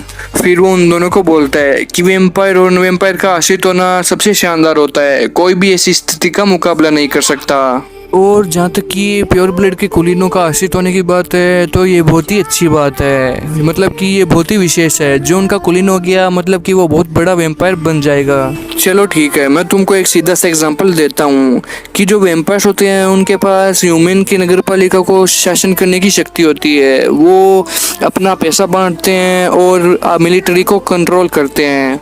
वे प्राइवेट मिलिट्री भी बना सकते हैं और वहाँ पर रुक सकते हैं, मतलब वे जहाँ चाहे वहाँ पर रुक सकते हैं, घर बना सकते हैं। इस तरह वैम्पायर्स के लिए वो एडवोकेट के रूप में काम करते हैं। अब तुम ही बताओ मुझे कि एक पावरलेस सिटीजन नेशनल गवर्नमेंट के खिलाफ कैसे लड़ सकता है? फिर वो इन सब बातों को सुनकर चौंक जाता है और बोलता है कि क्या प्राइवेट आर्मी और वो पैसों को भी बांटते हैं, ये कैसे पॉसिबल है भाई। फिर वो बोलता है कि क्या तुम तानाशाही की बात कर रहे हो, क्या तुम नहीं जानते कि इस उम्र में, क्या तुम इस उम्र में भी नहीं जानते। वाह यार, तुम्हें इस उम्र में जानना चाहिए कि पूरी दुनिया पर शासन करने वाले, मतलब कि किंग जो है पूरी दुनिया के, वो 7 किंग है, जो कि 7 वेम्पायर्स है, और उन 7 राजाओं के नीचे 7 वेम्पायर्स है, मतलब कि उन 7 राजाओं के नीचे बहुत सारे राजा हैं जो कि वेम्पायर्स की शक्ति का पता लगा सकते हैं। उनके पास ऐसी पॉलिटिकल पावर है जिनसे वो पता लगा सकते हैं कि वो जो वेम्पायर्स है वो मजबूत है या कमजोर। प्योर ब्लड कुलीन, जिसका ऑर्डर आज तुमने नकारने की कोशिश की, क्या तुम जानती हो वो भी शाही है और उन 7 राजाओं में से एक है। वो बहुत जबरदस्त है और वो बेरन की लड़की है, मतलब वो जो बेरन क्यू की लड़की है, और वो हमारे डिस्ट्रिक्ट पर राज करती है। फिर वो उससे पूछता है कि क्या अब तुम समझ रहे हो। फिर वो बोलता है कि आई सी, मैं देख रहा हूँ, और उसके हाथ में पसीना आ जाता है। फिर वो बोलता है कि दुनिया पूरी तरह से बदल गई है, मैं सिर्फ स्टडी करना चाहता था और अपनी मेहनत करना चाहता था, कड़ी मेहनत करना चाहता था। मैं अपनी वाइफ और बच्चों के साथ आराम से जीना चाहता था, और मैं अपने डैड के हेल्थ की देखभाल करना चाहता था। ये सब कैसा है, मेरा कोई बिजनेस है। फिर वो बोलता है कि मैं इस चांस को रिजेक्ट नहीं करना चाहता। आज रात मैं जाऊंगा वहाँ पर और हार मान लूंगा, मतलब कि मैं वहाँ पे एलिमिनेटेड हो जाऊंगा और फिर घर आके सो जाऊंगा। फिर उसका प्रिंसिपल उसको बोलता है कि तुम्हें जानबूझकर नहीं आना चाहिए और तुम्हें उस गेम को ऐसे छोड़ना नहीं चाहिए, क्योंकि उस वैम्पायर को शक हो सकता है और वो तुम्हें मार भी सकता है। मिस लिंग लेंग्यू एक अच्छा शो चाहती है और तुम उसका शो बिगाड़ोगे तो वो तुम्हें मार डालेगी। फिर वो दोनों सोचने लग जाते हैं कि अब इसको शो कैसे दिखाया जाए, और वो दोनों प्रिंसिपल की तरफ देखने लग जाते हैं। तुम लोग उसको वो शो दिखाओ जो वो देखना चाहती है, और अगर उसका मूड खराब हो गया तो क्या तुम्हें लगता है कि वो तुमको ऐसे ही जाने देगी या सब कुछ ठीक हो जाएगा? बिल्कुल भी नहीं। फिर वो बोलता है कि आई सी, मैं समझ गया, हमको सबसे पहले तो अच्छा प्रदर्शन करना चाहिए, मेरे को और वेनचांग को सबसे बढ़िया प्रदर्शन करना चाहिए सिलेक्शन के टाइम। फिर जब हम हारने वाले होंगे तो हमको हार जाना चाहिए, मतलब दुर्घटना से पहले हमको हार जाना चाहिए, ये सही होगा, है ना। फिर वो प्रिंसिपल बोलता है कि हाँ ये सही है, दैट्स राइट। उसके बाद वो वेनचांग होता है, वो अपने डैड से पूछता है कि डैड, आपके पास ऐसा कोई आइडिया है जिसमें हमको री एग्जामिनेशन में कोई अच्छा सा एक्सपेरिमेंट करना चाहिए? अगर ये एग्जामिनेशन मैथ, साइंस या फिजिकल में से कुछ होगा तो मुझे लगता है कि मैं बहुत अच्छा परफॉर्मेंस करूँगा। अगर ये फिजिकल कॉम्बैट में हुआ तो मेरी तो बिल्कुल भी हिम्मत नहीं होगी, क्योंकि मेरे में तो बिल्कुल भी ताकत नहीं है। उसके बाद वो प्रिंसिपल बोलता है कि ये तो मुझे भी नहीं पता, क्योंकि एक्चुअली में इतने सालों में पहली बार ऐसा हो रहा है कि जो ग्रेट वैम्पायर है वो यहाँ पे आया है और सिलेक्शन के लिए बोल के गया है।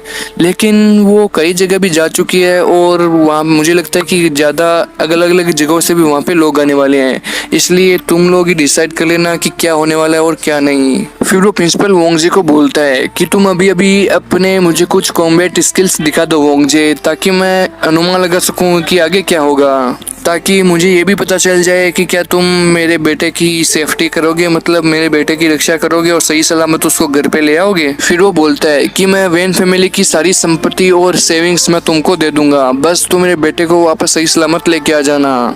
फिर वो प्रिंसिपल को बोलता है कि मैं बड़ी मुश्किल से ही अपनी सेफ्टी कर सकता हूँ मिस्टर वेन, तो आपके बेटे की क्या करूँगा। फिर वो उससे पूछता है और बोलता है कि क्या आपको ये नहीं लगता, मुझे तो ऐसा लग रहा है कि आप कहना चाहते हैं कि वेन चैंग एक आश्रित नहीं बने, लेकिन मुझे ऐसा याद आ रहा है कि आपने एक बार कहा था कि आश्रित बनना एक अच्छी बात है, क्या आपने ऐसा कहा था ना मिस्टर वेन। फिर वो उसको वापस पूछता है कि तब क्या तुम आश्रित क्यों नहीं बनना चाहते, तुम मुझे ये बता दो कि तुम क्यों आश्रित नहीं बनना चाहते, तुम मुझे इतने सवाल पूछ रहे हो। फिर वो बोलता है कि बस आप यही सोचो कि ये किसी और के द्वारा कंट्रोल की जाने वाली बात नहीं हो सकती। फिर वो वोंगजे को बोलता है कि जब तुम एक आश्रित बन जाते हो तो तुम इस दुनिया में मौजूद नहीं रहोगे। फिर वोंगजे प्रिंसिपल से पूछता है कि आपके कहने का क्या मतलब है, व्हाट डू यू मीन। आश्रित बनने के बाद तुमको ये एहसास होगा कि तुम्हारी जो फीलिंग्स है और तुम्हारी जो कॉम्बैट स्किल्स है वो सारे धुएं की तरह उड़ जाएंगे, और तुम्हें ऐसा लगेगा कि तुम मिरर के चारों ओर से घिरे हुए हो, और तुम बोलोगे कि मैं देखने में असमर्थ हूं और मैं देख नहीं पा रहा कि मेरे आगे क्या है और पीछे क्या है। उस पल से तुम्हारे दिमाग में सिर्फ और सिर्फ एक ही बात होगी, तुम्हारा मास्टर जो कि एक वैम्पायर है। गाइज आपको ये मांगा कैसी लग रही है जरूर बताना। आपने कमेंट सेक्शन में जैसे ही कहा वैम्पायर कॉमिक एक्सप्लेन करो, मैंने अगले दिन तुरंत वैम्पायर कॉमिक एक्सप्लेन कर दी। गाइज प्लीज सपोर्ट दिखाओ, सब्सक्राइब करो चैनल को। फिर इस सीन में हमको दिखाया जाता है कि उस टाइम तुम्हारे दिमाग में यही बात होगी कि तुम सिर्फ और सिर्फ मास्टर के लिए काम करो और हर चीज को भूल जाओ। मास्टर ही तुम्हारा सब कुछ है, तुम जीते भी हो तो मास्टर के लिए जियो और तुम अपने दोस्तों परिवार को सबको भूल जाओ और उनको मार डालो। बस तुमको यही बात दिमाग में घूमती रहेगी आश्रित बनने के बाद। फिर वेंग जे उसको पूछता है कि क्या वो इंसान है। फिर वो बोलता है कि डिपेंडेंट, निर्भर। चलो ठीक है, मैं आज के बाद कभी भी आश्रित नहीं बनूंगा, मतलब मैं कभी भी जिंदगी में आश्रित नहीं बनूंगा। फिर वो बोलता है कि मैं एक इंसान हूँ और मुझे अपने डैड का बार्बर वाला काम ही चलाना है, मैं एक फक डिपेंडेंट नहीं बनना चाहता कि मैं हूँ वोंग जे और मैं एक नॉर्मल आदमी हूँ। उसके बाद वो बोलता है कि सबसे पहले मुझे तो लगा कि जो दुनिया है वो एकदम पहले जैसी है, लेकिन ये तो सच में ही वैम्पायर्स की दुनिया बन गई। उसके बाद वो बोलता है कि मैं दुनिया में मतलब कि बहुत ज़्यादा स्टडी करना चाहता था और कड़ी मेहनत करना चाहता था। मैंने अपने डैड की बीमारी को ठीक करने के लिए बहुत ज़्यादा मेहनत की और पैसे कमाए। फिर वो सोचता है कि मैं किंग्स बार्बर का बार्बर बनना चाहता था और मैं नॉर्मल जीवन बिताना चाहता था। उसके बाद हमें सीन दिखाया जाता है उस वैम्पायर का। वो उस वैम्पायर के पास बैठा रहता है और बोलता है कि मैंने सब कुछ किया। फिर वो वैम्पायर बोलती है कि अच्छा। उसके बाद वो वैम्पायर उसको बोलती है कि डियर डिपेंडेंट, मैं क्या तुम्हें ग्रेस करना स्टार्ट कर दूं। फिर वो बोलता है कि क्या तुम इस तरह बारी बारी मुझे ग्रेस करोगी। उसके बहुत बुरी तरह पसीना आने लग जाता है। उसके बाद वो वहाँ पे इतनी बुरी तरह हिल जाता है, मतलब उतनी बुरी तरह वो परेशान हो जाता है कि वो एकदम बर्फ की तरह जम जाता है और वो हिलने की कोशिश भी नहीं करता। लेकिन वो इतना भयंकर परेशान हो जाता है उस वैम्पायर से कि क्या बताऊं। उसके बाद वो वैम्पायर्स को बोलती है कि वोंग जे मुझसे और सब्र नहीं होता, मैं सब्र से बाहर भाग रही हूँ, अब तो तुमको स्टार्ट करना ही पड़ेगा।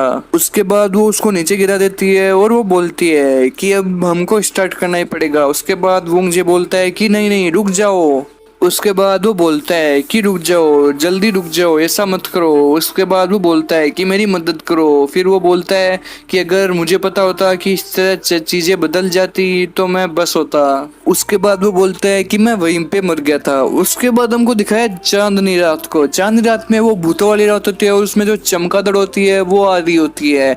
फिर हमको एक दिखाया जाता है एक घर का सीन जिसमें उसका री एग्जामिनेशन होता है।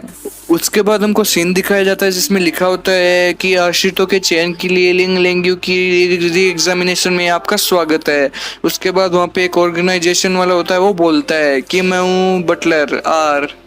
आज रात यहाँ पे कम से कम 58 पार्टिसिपेंट्स आए हैं और तुम लोगों में से कम से कम 20 लोग ही लिंग लेंग्यू के रूम में जा सकते हैं और चैलेंजेस और चुनौतियों को पार करने के बाद आप लोगों को प्रतिस्पर्धा करने का मौका मिलेगा, मतलब कि आपको लड़ाई करने का मौका मिलेगा। उसके बाद वो जो ऑर्गेनाइजेशन होता है वो बोलता है कि आप जितने भी लोग यहाँ पे मौजूद है सबकी सब जीनियस है और इलाइट्स है। मैं आई होप कि आप सब लोग अपना सबसे बढ़िया परफॉर्मेंस करेंगे मिस लिंग लेंग्यू के एक्साइटिंग परफॉर्मेंस के लिए। उसके बाद वो जो दोनों दोस्त होते हैं वो बोलते हैं कि कितने सारे लोग हैं यहाँ पे, मतलब कि मुझे लगता है कि पूरे शहर की भीड़ यहाँ पे जमा हो गई है। उसके बाद वो मुझे याद करता है कि उसके प्रिंसिपल ने उसको क्या कहा था। वो बोल रहा था कि री एग्जामिनेशन को पास करने के लिए कम से कम 2 से 3 स्टेज होंगे और मुझे मेरा जहाँ तक नॉलेज है कि वो जो लिंग लेंग्यू है उसको हर तरह की गेम पसंद है। इसलिए मैं चाहता हूँ कि तुम लोग ज़्यादा से ज़्यादा उसको गेम दिखाओ। मुझे नहीं लगता कि वो एक गेम से ही खुश हो जाएगी, एक राउंड उसको खुश करने के लिए काफ़ी नहीं होगा। उसके बाद वोंग जे मनी मन सोचता है कि मुझे सबसे पहले मिशन से गुजरना होगा। अगर मैंने वो नहीं पार किया तो हम फेंक दिए जाएंगे, वो भी कचरे की तरह है। उसके बाद वो वापस वन में सोचता है कि चलो ठीक है, सबसे पहले मेरा मिशन है पहला, उसको मुझे पास करना ही होगा किसी भी हालत में। उसके बाद वो मन में सोचता है कि पास होने के लिए मतलब 58 लोगों में से सिर्फ और सिर्फ 20 लोग पास होंगे। पासिंग रेट आधा भी नहीं है, लेकिन पासिंग रेट उसका आधा होना चाहिए था 29, लेकिन ये तो 20 ही है, इसलिए पासिंग रेट आधा भी नहीं है। इसलिए मुझे कड़ी मेहनत करके फर्स्ट स्टेज पार करना ही होगा। उसके बाद वहाँ पर जो बंदे खड़े होते हैं उनमें से एक बोलता है कि मिस्टर आर, मैं और इंतज़ार नहीं कर सकता, हमारे ऊपर क्या एक्सपेरिमेंट होगा, जल्दी शुरू करो। मैं मिस लिंग लिंग को देखे बिना नहीं रह सकता, जल्दी शुरू करो। उसके पास वाला बंदा होता है वो बोलता है कि हाँ मैं भी, जल्दी शुरू करो। फिर वहाँ पर जितनी भी भीड़ खड़ी होती है वो बोलने लग जाती है कि हाँ यही मेरा विचार है, जल्दी शुरू करो, मैं और इंतजार नहीं कर सकता। वो जो लड़की खड़ी होती है वो भी बोलती है कि हाँ जल्दी शुरू करो। सब लोग बोलते हैं कि जल्दी शुरू करो, हम रुक नहीं सकते। उसके बाद वो बोलता है कि री एग्जामिनेशन तो पहले ही शुरू हो चुकी थी। एक्चुअली में जिस मोमेंट पे आपने अपनी संपत्ति पे कदम रखा आप लोग, मैं वही देखना चाहता था कि तुम सब लोग बिना परमिशन के शोर या हल्ला मचाते हो, इसलिए तुम सब लोग हार गए हो। फिर वो बोलता है कि तुम सब लोग एलिमिनेटेड हो गए हो, तुम सब हटा दिए गए हो। फिर वहाँ पे जितने भी लोग खड़े होते हैं उनमें हलचल मच जाती है। वो बोलती है कि वो व्हाट, क्या हो गया ये। फिर वो एक बंदा बोलता है कि व्हाट द फक, क्या हो गया, ये गलत है, ये क्या हो रहा है, क्या रूल है हमारे, बताओ मैं, हमने क्या गलती कर दी जो तुम लोग हमको एलिमिनेटेड कर रहे हो। उसके बाद वो बोलता है कि आश्रित बनने का सबसे पहला एक कदम है कि आप सबको हमारी बात सुननी चाहिए और उसको समझना चाहिए और हमारी बात का पालन करना चाहिए, शोर नहीं मचाना चाहिए। एक नौकर बनने के बाद अपने मालिक की परमिशन के बिना जब तुम शोर मचाते हो तो वो मालिक की इंसल्ट होती है और ये मालिक को बिल्कुल भी सहन नहीं होता। तो अब आप सबको कोई परेशानी है। फिर उनको मारने के लिए जब वो बंदे उनकी तरफ बढ़ते हैं तो वो बहुत डरने लग जाते हैं और उनके पसीना आता है। वो बोलते हैं कि वो तुम लोग कौन हो, हमारी हिम्मत नहीं है तुमसे लड़ने की, कौन हो तुम लोग, हमको मारो मत। फिर वो अपने नौकर से पूछता है कि उनमें से कितने लोगों ने बात की और शोर मचाया। फिर वो जो नौकर होता है वो बोलता है कि 32 पीपल्स, मतलब कि 32 लोगों ने बात की और शोर मचाया। फिर वो बोलता है कि अच्छा, तो आधे से ज्यादा ने गलती कर दी। फिर उसका नौकर उसको वापस बोलता है लेकिन उनमें से कुछ लोगों ने शोर नहीं मचाया, लेकिन संपत्ति में कदम रखने के बाद उन लोगों ने फुसफुसाया और थोड़ी थोड़ी कुछ बात की थी। फिर वो बोलता है कि आई सी, इसका मतलब है कि उनमें से बहुत लोगों को हटा दिया गया है और मेन शो तो अभी बाकी है। इसका मतलब है कि मेन शो होने के बाद जो चैलेंजेस बचेंगे उनमें से 26 लोग ही बाकी बचेंगे और 26 में से 6 बंदों को हटा दिया जाएगा, मतलब जो 6 बंदे हैं उनको हटा दिया जाएगा। आई सी, इसका मतलब ये है, ये मिस लिंग लिंग के मूड को खत्म कर देने वाला है। तो चलो ठीक है, मैंने सोच लिया कि आगे क्या करना है। फिर वो बोलता है कि 5 आदमी, आप में से 32 बंदों को नियुक्त किया गया है और उनमें से 5 आदमी ऐसे होंगे जो लास्ट स्टेज तक रुक जाएंगे। अब जो अगला स्टेज होगा वो होगा लड़ाई वाला स्टेज, मतलब कि बैटल वाला। उसमें आपको बैटल करना होगा, तब तक मैं आपको बता दूंगा कि आगे क्या करना है, तब तक आपको हटाया नहीं जाएगा। फिर वो बंदा बोलता है कि अरे वाह, सर्वाइवल बैटल, अब मजा आएगा, ये बहुत ही गोल्डन चांस है। फिर वो लड़की होती है वो बोलती है कि मुझे अब बोलना नहीं चाहिए, मुझे अब शो नहीं करना चाहिए वरना मैं मारी जाऊंगी। फिर वो बोलता है कि बहुत बढ़िया, चलो ठीक है, अच्छा वाह। उसके बाद वो हंसता हुआ बोलता है कि सर्वाइवल बैटल में बहुत बड़ा चैलेंज है, ध्यान रख के खेलना। फिर वो बोलता है कि अब आप सबके लिए होगी एक फ्री फाइट। आपको सर्कुलर जोन में तब तक आपके आसपास के लोगों को मारना होगा जब तक कि सर्कल के अंदर 5 लोग ना बचे हो, तब तक आप एक दूसरे को मारते रहो, एक दूसरे को खटखटाते रहो। फिर वो उनको पूछता है कि बहुत इजी है ना। फिर वो बोलता है कि जब आप सब बिना रिस्ट्रिक्शन के लड़ रहे हो। फिर ये दोनों बोलते हैं कि वो नहीं है। फिर वो वोंग जे होता है वो अपने दोस्त को बोलता है कि ये बोल रहा है कि हम एक दूसरे को मारें। फिर वेंग जे बोलता है कि ये तो हमारा लक है कि मैंने और वेंग चांग ने कुछ भी नहीं बोला, वरना अभी हम भी इस सर्किल के अंदर होते और अभी जिंदा नहीं होते, मर चुके होते। उनमें से किसी का भी एक गुस्सा भी हम संभाल नहीं पाते क्योंकि वो बहुत ही ताकतवर लोग हैं। उसके बाद वहाँ पर लड़ाई की हद ही पार हो जाती है क्योंकि उसके बाद वहाँ पे एक दूसरे को चाकू से मारते हैं। एक लड़का होता है वो दूसरे लड़के को चाकू से भून देता है, मतलब उसको चाकू से भून देता है, चाकू से इतना गंदी तरीके से मारता है कि वो जिंदा नहीं बच पाता।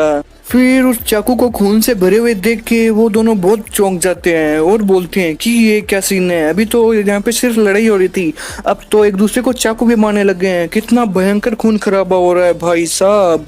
फिर वो बोलता है कि अब देखना, अब इन 32 बंदों में से सिर्फ और सिर्फ 5 लोग ही बचेंगे आगे दौर के लिए लड़ने के लिए, लेकिन अगर आप इस दौर में भी कामयाब हो गए तो आप आगे अगले दौर को लड़ने के लिए कामयाब नहीं हो पाएंगे और आपकी एनर्जी पूरी तरह से ख़त्म हो जाएगी।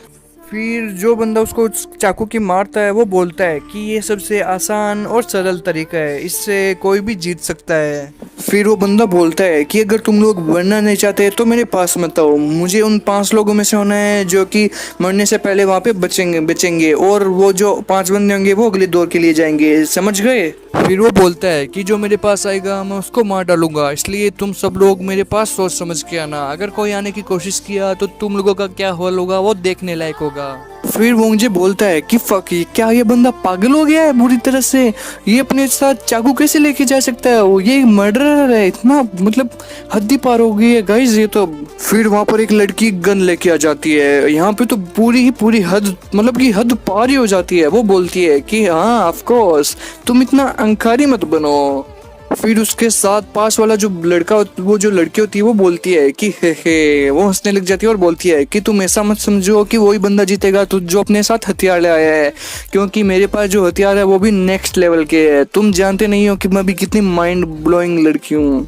फिर वो लड़का बोलता है कि मुझे लगता है कि आप सब लोग काफ़ी विशेषज्ञ हैं और आप अपने माइंड मतलब कि आपका जो माइंड है वो बहुत ही महान है और आप अपने महान माइंड के दिमाग मदद से इतने सारे हथियार यहाँ पे ले आए हैं क्योंकि आपको पता था कि आगे क्या होने वाला है। फिर वोंग जी बोलता है कि क्या ये तो कुछ भी नहीं है, ये लोग जो है ये एक दूसरे को मार रहे हैं और नीचे फेंक रहे हैं, क्या लिंग लेंग्यू को ये सब बोरिंग चीज़ें देख के उस मनोरंजन नहीं होता, मतलब उसका वो क्या होता है, एंटरटेनमेंट नहीं होता। फिर वो बोलता है कि एक वेम्पायर का आशिक बनने के लिए सबसे पहले खून बहाना सीखना चाहिए, यही सच बात है। फिर वो बहुत बुरी तरह डर जाता है और उसके पसीना आने लग जाता है। फिर वहाँ पर जितने भी लोग होते हैं वो बोलते हैं कि चलो ठीक है, आइए सब लोग मिलके अभी लाल अच्छा मतलब फ्रेश ब्लड बहलाते हैं, मतलब फ्रेश जो ब्लड है उसको बहाते हैं, उससे लिंग लेंग्यू राजी हो जाएगी और हमको आशिक बनने के लिए तैयार हो जाएगी। पिछले चैप्टर में देखा ही था कि वहाँ पे बहुत बुरी तरह खून खराब होने लग जाता है और जो वोंग जी होता है वो बोलता है कि ये तो हद ही पार कर चुका है।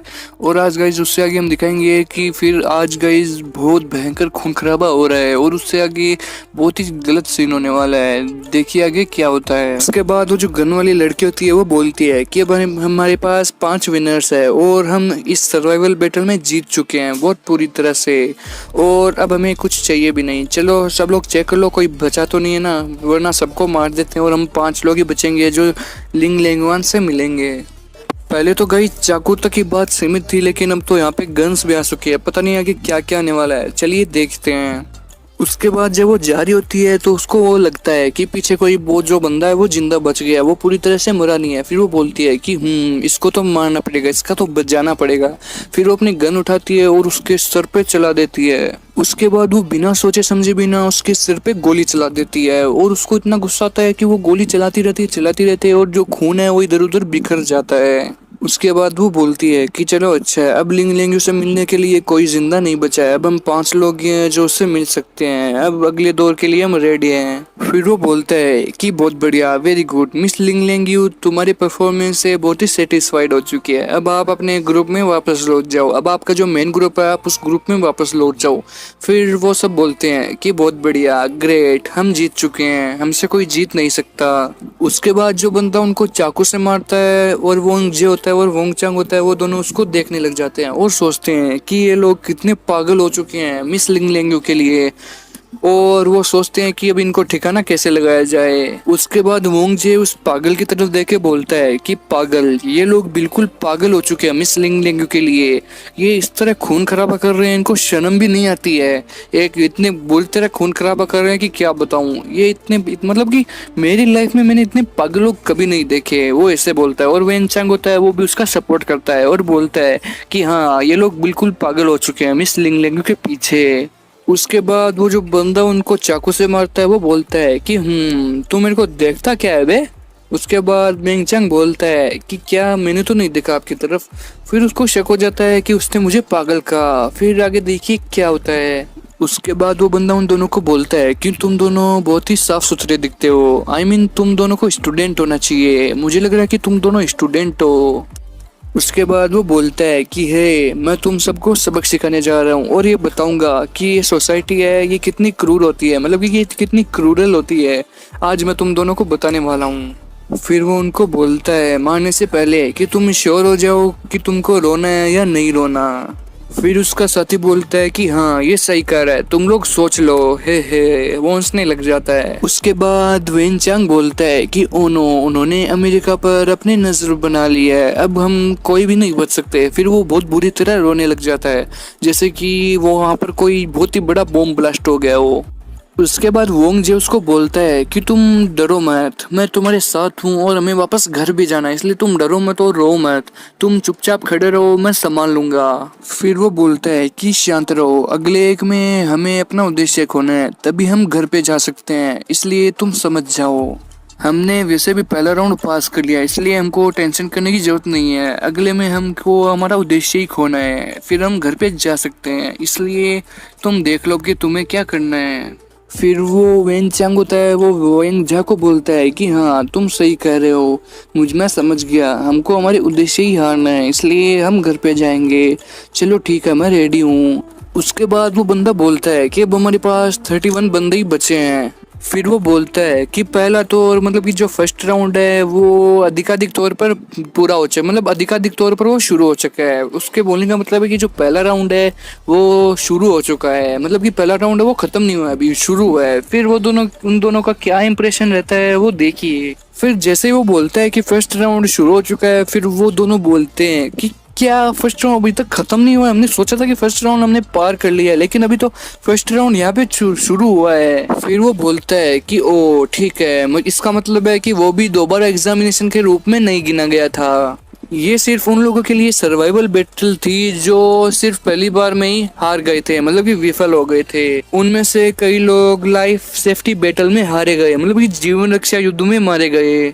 फिर वो बोलता है कि इस दौर से कम 20 बंदे ही गुजरेंगे और वही जो है वो मिस लिंग लेंग्यू के कमरे में तक जा पाएंगे। आप सभी को मेरी तरफ से शुभकामनाएं, मतलब कि ऑल द बेस्ट मेरी तरफ से एवरीवन को।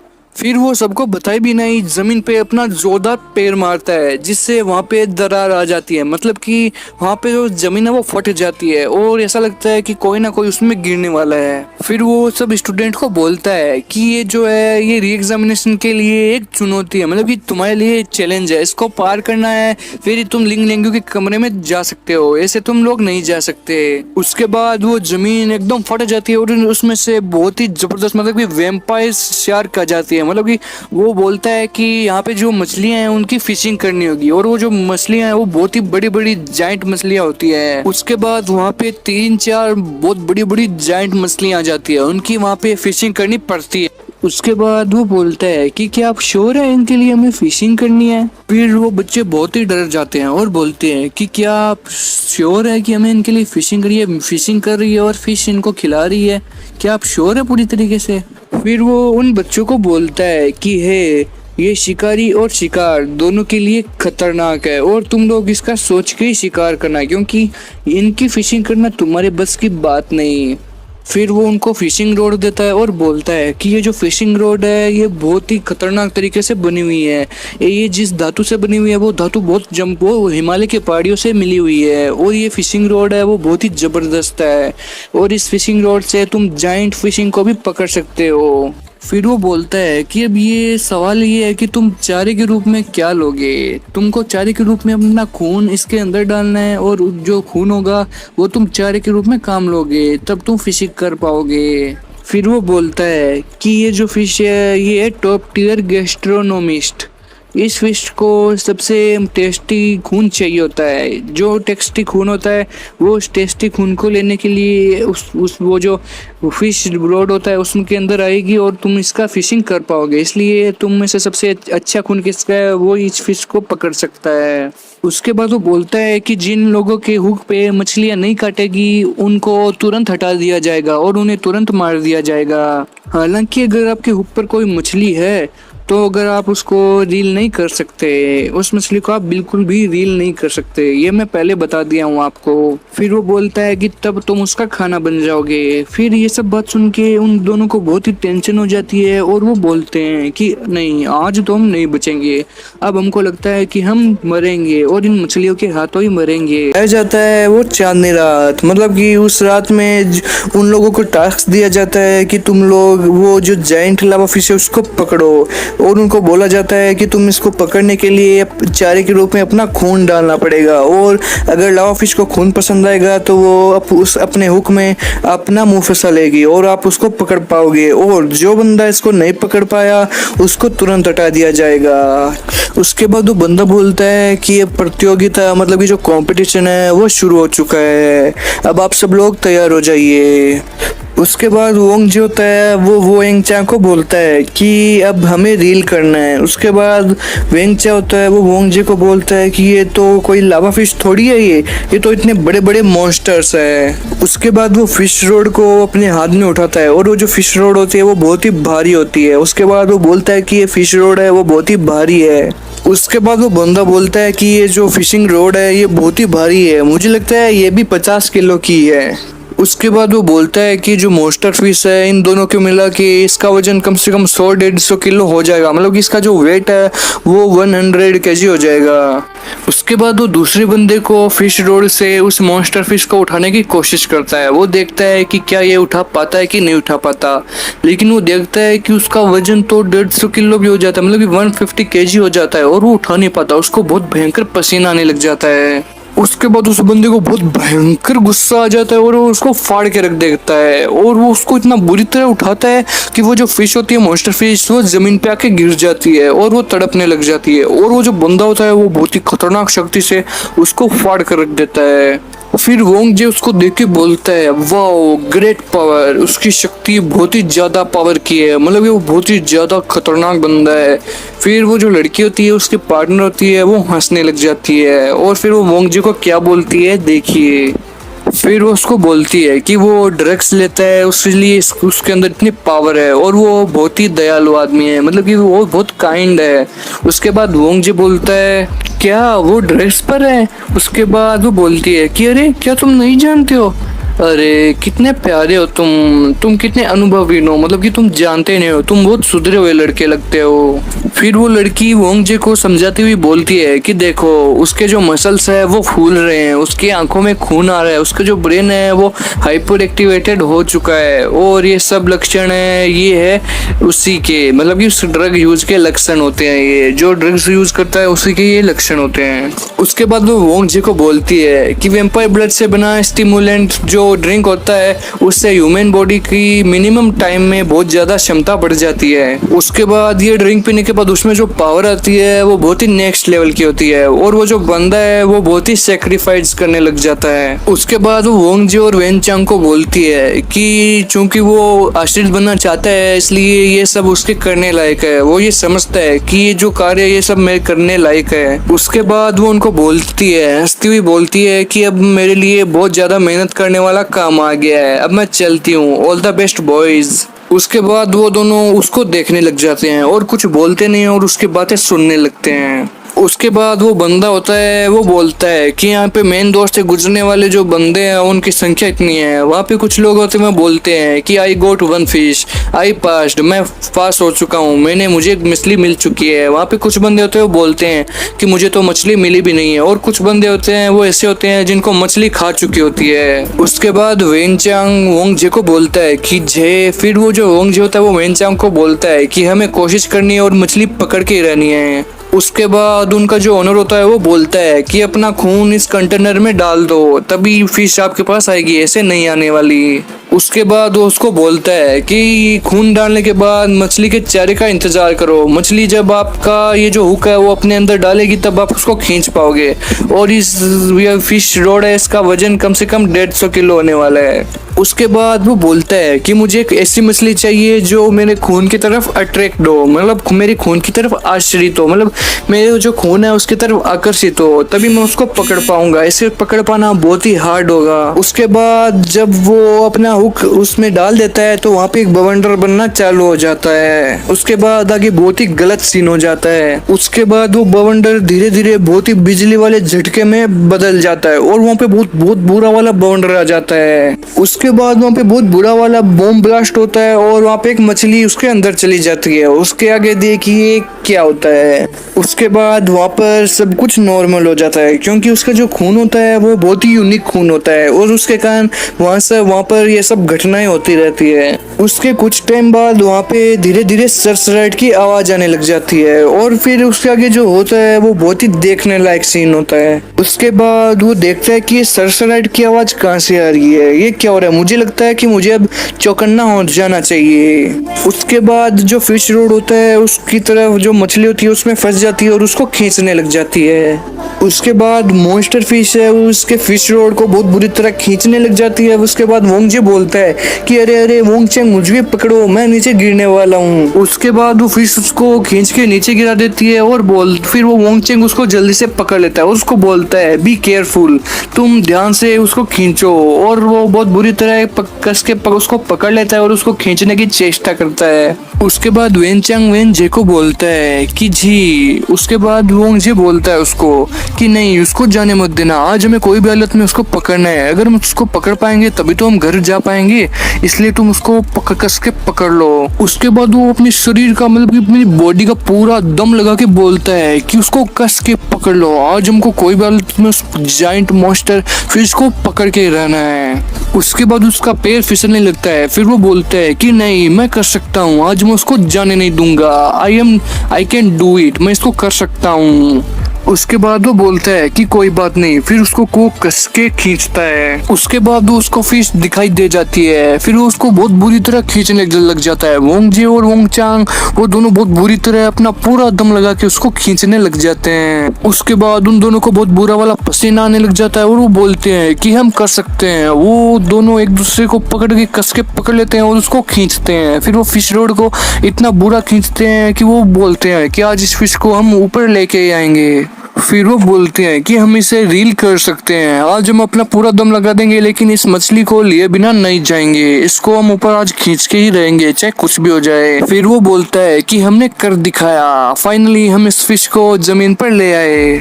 उसके बाद वेनचांग बोलता है कि हाँ हमने कर दिखाया। उसके बाद उसके पीछे जो बंदे खड़े होते हैं वो उसको देखने लग जाते हैं और उनका मुंह खुला का खुला रह जाता है और वो बोलते हैं कि अरे वाह ये कैसे पकड़ के ले गए। फिर उसके बाद वहाँ पे कुछ अजीब सा होने लग जाता है। उनको लगता है कि उसको वो खींचने वाली है और वहाँ उसको देखते ही वहाँ पे सब लोग चौंक जाते हैं। उसके आगे देखिए क्या होता है। उसके बाद वो फिश जो होती है वो वापस ज्वालामुखी के अंदर चली जाती है और वो उसको खींचने में शुरू हो जाती है। उसके आगे देखिए क्या होता है। फिर ये सीन देखकर वोंगजे जो होता है उसके पसीना आने लग जाता है और फिर आगे देखिए बहुत बुरा वाला गलत सीन हो जाता है। फिर वो जो मॉन्स्टर फिश होती है वो बहुत ही शैतानी दिमाग वाली होती है, इसलिए वो उसके हुक को अपनी तरफ खींचती है और उसको ज्वालामुखी में लाने की कोशिश करती है।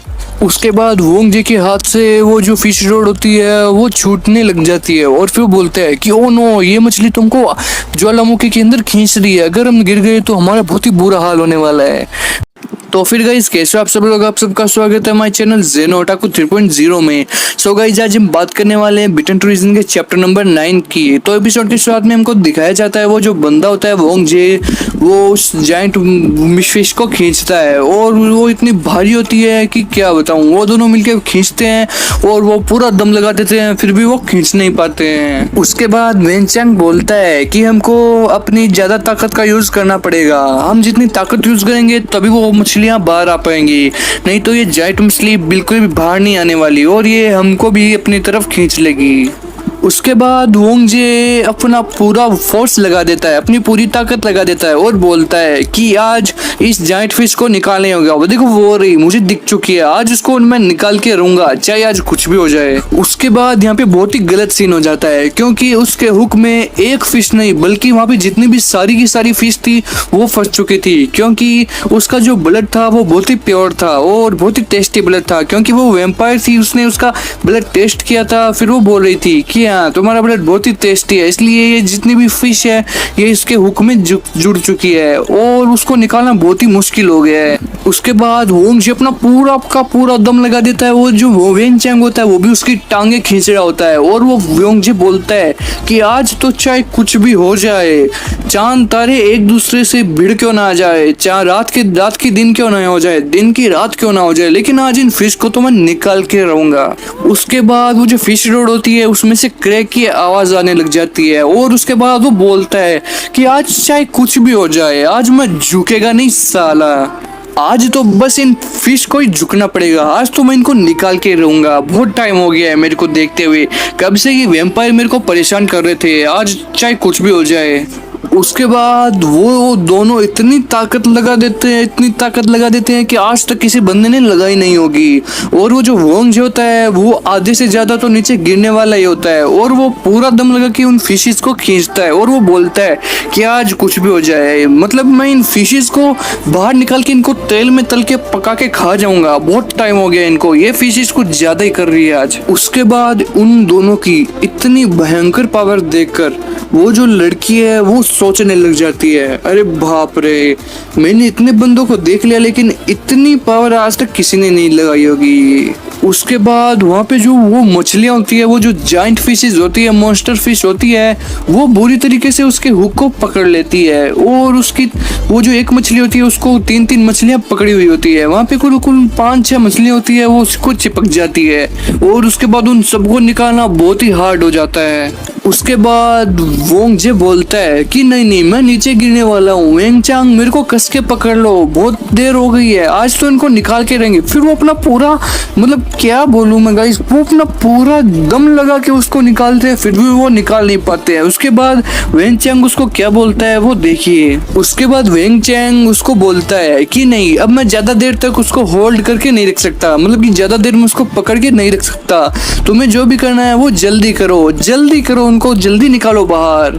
फिर वोंगजे बोलता है हाँ निकाल रहा हूँ, जल्दी निकालो। फिर वो बोलता है कि अरे निकाल रहा हूँ ना यार, क्या साला तू कब से बोल रहा है मेरे को निकाल रहा हूँ, तुझे दिखता नहीं है कब से मैं आधे घंटे से इधर लेटा हुआ हूँ। फिर वो बहुत गुस्से में आ जाता है और बोलता है कि फक, इन मछलियों ने इतना क्यों किया, मतलब ये सारी की सारी मछलियाँ इधर क्यों चिपक रही है, बात क्या है, मेरे ब्लड में कोई खास बात है क्या यार, इतनी मछलियाँ चिपक गई कि क्या बताऊँ, इनको निकालना मुश्किल हो गया है। और अगर यहाँ पे इंडियन रेसलर ग्रेट खली भी आ जाए तो भी उसको निकालना मुश्किल हो जाएगा, मुझे लगता है हम दोनों को मिलकर ही निकालना पड़ेगा।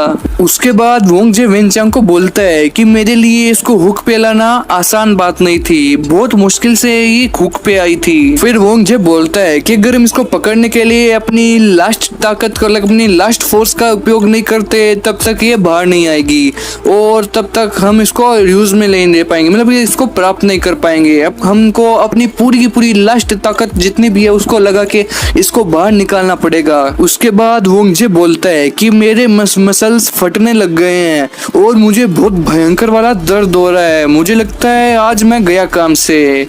फिर वो बोलता है कि मुझे लगता है, उसके बाद उसको कुछ होने लग जाता है और उसकी आंखें बहुत बुरी तरह लाल हो जाती है। उसके बाद उसकी जो आंखें हैं वो बहुत बुरी तरह लाल हो जाती है और उसमें से खून गिरने लग जाता है। उसके बाद जो होता है वो देखने लायक होता है, क्योंकि उसकी जो पूरी की पूरी बॉडी है उसके अंदर कोई ऐसी इन्फिनिटी पावर आ जाती है जिससे उसमें इतनी ताकत आ जाती है कि 100 बंदों की ताकत उसमें अकेले में आ जाती है। उसके बाद वो फिशिंग रोड को इतनी बुरी तरह खींचता है कि जितनी भी मछली आती है उनका हाल बुरा हो जाता है। और फिर गाइज उसके बाद जो होता है उसको देख के सारे लोग दंग रह जाते हैं, क्योंकि वो जो बंदा है वो अपनी पूरी की पूरी ताकत से उन सारी फिशेस को एक बार के अंदर ही बाहर ले आता है। उसके बाद उसको जो गुस्सा आता है ना वो बिल्कुल देखने लायक होता है, क्योंकि उसके पसीना पसीना आ जाता है और वो जो फिशिंग रोड है वो उसको भी तोड़ देता है। उसके बाद हमें सीन दिखाया जाता है उस भूतिया रात का, मतलब कि एकदम हॉरर नाइट होती है और उसमें वो हमको महल दिखाया जाता है जहाँ पे वो वैम्पायर होती है। उसके बाद हमें सीन दिखाया जाता है कि वो जो लिंग लेंग्यू वैम्पायर होती है वो एक गिलास में खून पी रही होती है। उसके बाद वो बोलती है कि मेरे फेवरेट कैंडिडेट से उपेक्षा के अनुरूप। फिर वो खून को चाटती है और बोलती है कि मैं इसके लिए तरस रही हूँ। उसके बाद वो बोलती है कि चलो ये खून बहुत ही टेस्टी था और मैं इसके लिए आगे भी तरसूंगी, मैं उसका इंतजार कर रही हूँ। जाता है कि वोंगजी जो होता है उन पांचों की जो जायंट फिशेज होती हैं उनको वो बाहर निकाल के फेंक देता है और उसको देख के सारे लोग दंग रह जाते हैं और बोलते हैं कि क्या ये कैसे हो सकता है। उसको मतलब 1 सेकंड के अंदर तब इतनी सारी फिशेज बाहर कैसे फेंक सकता है भाई। उसके बाद वहाँ पे बहुत ही जबरदस्त सीन हो जाता है, क्योंकि वोंगजी और वेंगचांग मिलकर उन सारी मॉन्स्टर फिशेज को बाहर निकाल के फेंक देते हैं और उसको देख के सारे लोग उससे जलने लग जाते हैं और बोलते हैं कि हमने एक एक फिशेज इतनी बुरी तरह निकाली है और ये सारी की सारी फिशेज एक साथ निकाल के ले गया। मतलब भाई कहना पड़ेगा बंदा कमाल का है। के बाद इतनी मेहनत करने के बाद वो दोनों बहुत बुरी तरह थक जाते हैं और वो वहीं पे लेट जाते हैं। उसके बाद उनसे बंदे पूछते हैं कि भाई क्या इनको निकालने से पहले तुमने रेड बुल पी थी क्या, जो कि इतनी सारी पावर तुम्हारे अंदर एक साथ आ गई हो।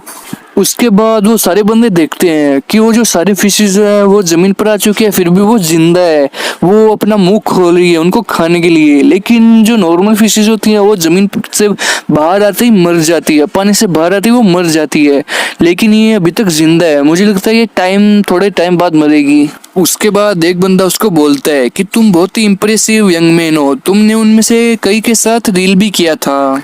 उसके बाद वो उस मछलियों के पास जाता है। उसके बाद आगे देखिए क्या होता है। उसके बाद वो उस मॉन्स्टर फिश को हाथ में लेता है और बोलता है कि इस मॉन्स्टर फिश को देखो, ये कितनी मजबूत है, ये कितनी स्ट्रांग है।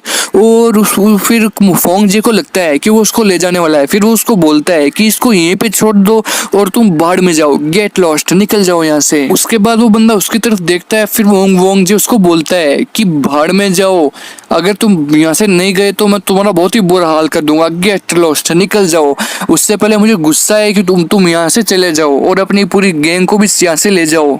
उसके बाद वो और उसकी गैंग उसकी तरफ घूर घूर के देखने लग जाते हैं और बोलते हैं कि इसने हमारे साथ अच्छा नहीं किया, इसको इसका जवाब जरूर मिलेगा, लेकिन अभी नहीं, कभी तो इसको उसका जवाब मिलेगा ही। उसके बाद वोंगजे बोलता है कि आई सेड गेट लॉस्ट, मैंने कहा जाओ यहाँ से, मैं तुम लोगों की बकवास बिल्कुल भी नहीं सुनना चाहता। उसके बाद वो बंदा उसको बोलता है कि इतना एरोगेंट मत बनो बच्चे, तुम कुछ ज्यादा ही बन रहे हो। उसके बाद उसके जो टीम वाले बंदे होते हैं वो भी उसकी तरफ हंसने लग जाते हैं। उसके बाद वेंगचैंग उसको बोलता है कि तुमने सब कुछ पकड़ ही लिया था, अब बाकी इन लोगों के लिए क्या बचा है, कुछ भी नहीं छोड़ा तुमने इन लोगों के लिए, तुम्हारे पास पहले से मिशन को पूरा करने के लिए हद से ज्यादा है। उसके बाद वेंगचैंग बोलता है कि ये बकवास है, वोंगजे ने उन सबको एक साथ ही पकड़ लिया। फिर वो वोंगजे को बोलता है कि तुमने तो अपनी जान को रिस्क में लेकर उन सबको अंदर ढकेल दिया, लेकिन ये लोग तो सबको लूटना चाहते हैं। उसके बाद वोंगजे वेंगचैंग को बोलता है कि बेशक वो हमें लूटना चाहते हैं, उन्होंने सिर्फ इसलिए हम पर अटैक नहीं किया क्योंकि वो श्योर नहीं थे, वो इस बारे में श्योर नहीं है कि क्या वो मुझे लड़ाई में हरा सकते हैं। फिर वो बोलता है कि क्या किसी दूसरे की फिश को लूटना इस कंपटीशन के रूल के खिलाफ नहीं होगा, अगर किसी को मारना इस रूल के खिलाफ नहीं है तो वो हमको जरूर मार देते हैं। उसके बाद वो बंदे बोलते हैं कि तुम बहुत समझदार हो, अब तुम हमें बताओ बटलर कि हम क्या जानना चाहते हैं। उसके बाद वो बोलता है कि हाँ ठीक है, और उसके बाद वो हंसने लग जाता है।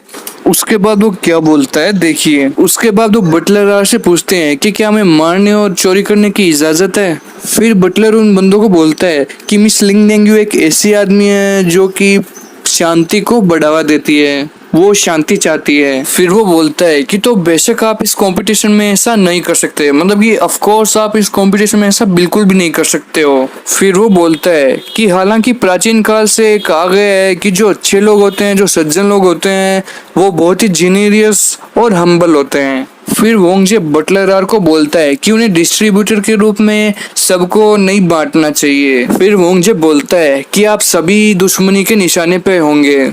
अगर गाइस आपको वीडियो अच्छा लगा हो तो कमेंट सेक्शन में जरूर बताना। उसके बाद वो हंसने लग जाता है। उसके आगे देखिए क्या होता है। उसके बाद वोंगजे उस मॉन्स्टर फिश को पूछता है कि क्या तुम उसे चाहते हो। फिर मॉन्स्टर फिश बोलती है कि ऑफ कोर्स। उसके बाद वोंगजे वेंगचांग को बोलता है कि लो वेंगचांग, इसको कैच करो। फिर जब वेंगचांग उसको कैच कर लेता है तो वो बहुत बुरी तरह घबरा जाता है, क्योंकि वो जो मॉन्स्टर फिश होती है वो जिंदा होती है। उसके बाद वोंगजे उसको बोलता है कि क्योंकि हम दोनों दोस्त है, हमको ऐसा नहीं करना चाहिए, तुम अब इसका ध्यान रखो। और फिर वो जो मॉन्स्टर फिश है वो अपना मुंह खुला करती है, इतने में वेंगचांग की तो हवा ही निकल जाती है। उसके एकदम पैंट गीली हो जाती है और उसको बहुत बुरा पसीना आता है। उसके बाद वो सारे लोग वहाँ पे जो होते हैं वो हंसने लग जाते हैं और सोचते हैं कि कितना डरपोक बंदा, इधर हम एक एक मछली साला उठा रहे हैं और ये एक मछली से डर रहा है, देखो भाई। फिर वेंगचांग बोलता है कि फिर भी अब इन मॉन्स्टर फिशेस को हमको वापस उस ज्वालामुखी के कुएं में डालना पड़ेगा। उसके बाद वो जब उस मछलियों को वापस फेंक देते हैं तो उन सबको वो बंदे देख के बोलते हैं कि फक या के ये क्या कर रहे हैं, हमको कुछ समझ में नहीं आ रहा है, मतलब ये वापस फिशेस को क्यों फेंक रहे हैं, अभी तो इतनी मेहनत करके साला इनको निकाला था और ये उसको वापस फेंक रहे हैं। उसके बाद वोंगजे उन बंदों को बोलता है कि मैं आप सबकी मदद कर रहा हूँ। क्या आप लोगों ने ये नहीं कहा कि मछलियाँ और नहीं बची है, क्योंकि अगर मछलियाँ और नहीं बचेगी तो फिर आप अपना मिशन कैसे पूरा करोगे, सोचो बताओ एक बार, इसलिए मैं मछलियों को अपनी जगह पे वापस भेज रहा हूँ। उसके बाद वो बोलता है कि क्या तुम वाकई में हमारे दुश्मन बनना चाहते हो बच्चे। उसके बाद वोंगजे बोलता है कि हाँ, ये एक एलिमिनेशन की प्रतियोगिता है मेरे दोस्त। उसके बाद वो बोलता है कि हम में से कोई एक ही आश्रित बन सकता है वैम्पायर का। उसके बाद वो उसको बोलता है कि अगर मैं तुम्हें फिश नहीं देता तो क्या तुम सच में मेरे दुश्मन नहीं होते, क्या ये मजाक चल रहा है, इसलिए क्या मुझे इस स्टेज में जितने दुश्मनों को मारना चाहिए उनको मार देना चाहिए, क्या ये मजाक चल रहा है इधर, कब से लगे हो तुम लोग।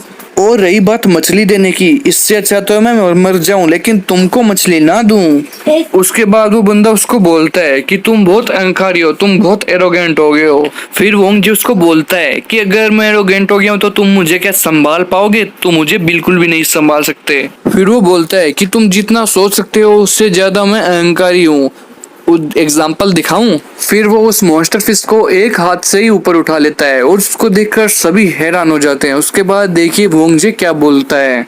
उसके बाद वोंगजे उन सबको बोलता है कि अब कौन मेरे सामने घुटने टेकेगा और मुझे डैडी बोलेगा, सालो मैं तुम सबका बाप हूँ। फिर वो बोलता है कि जो कोई भी ऐसा बोलेगा मैं उसको एक फिश दे दूंगा, वो भी गिफ्ट में। अब किसी में बोलने की हिम्मत है। फिर वो बंदा उसको देख के मतलब कि सुनना हो जाता है और बोलता है कि फक।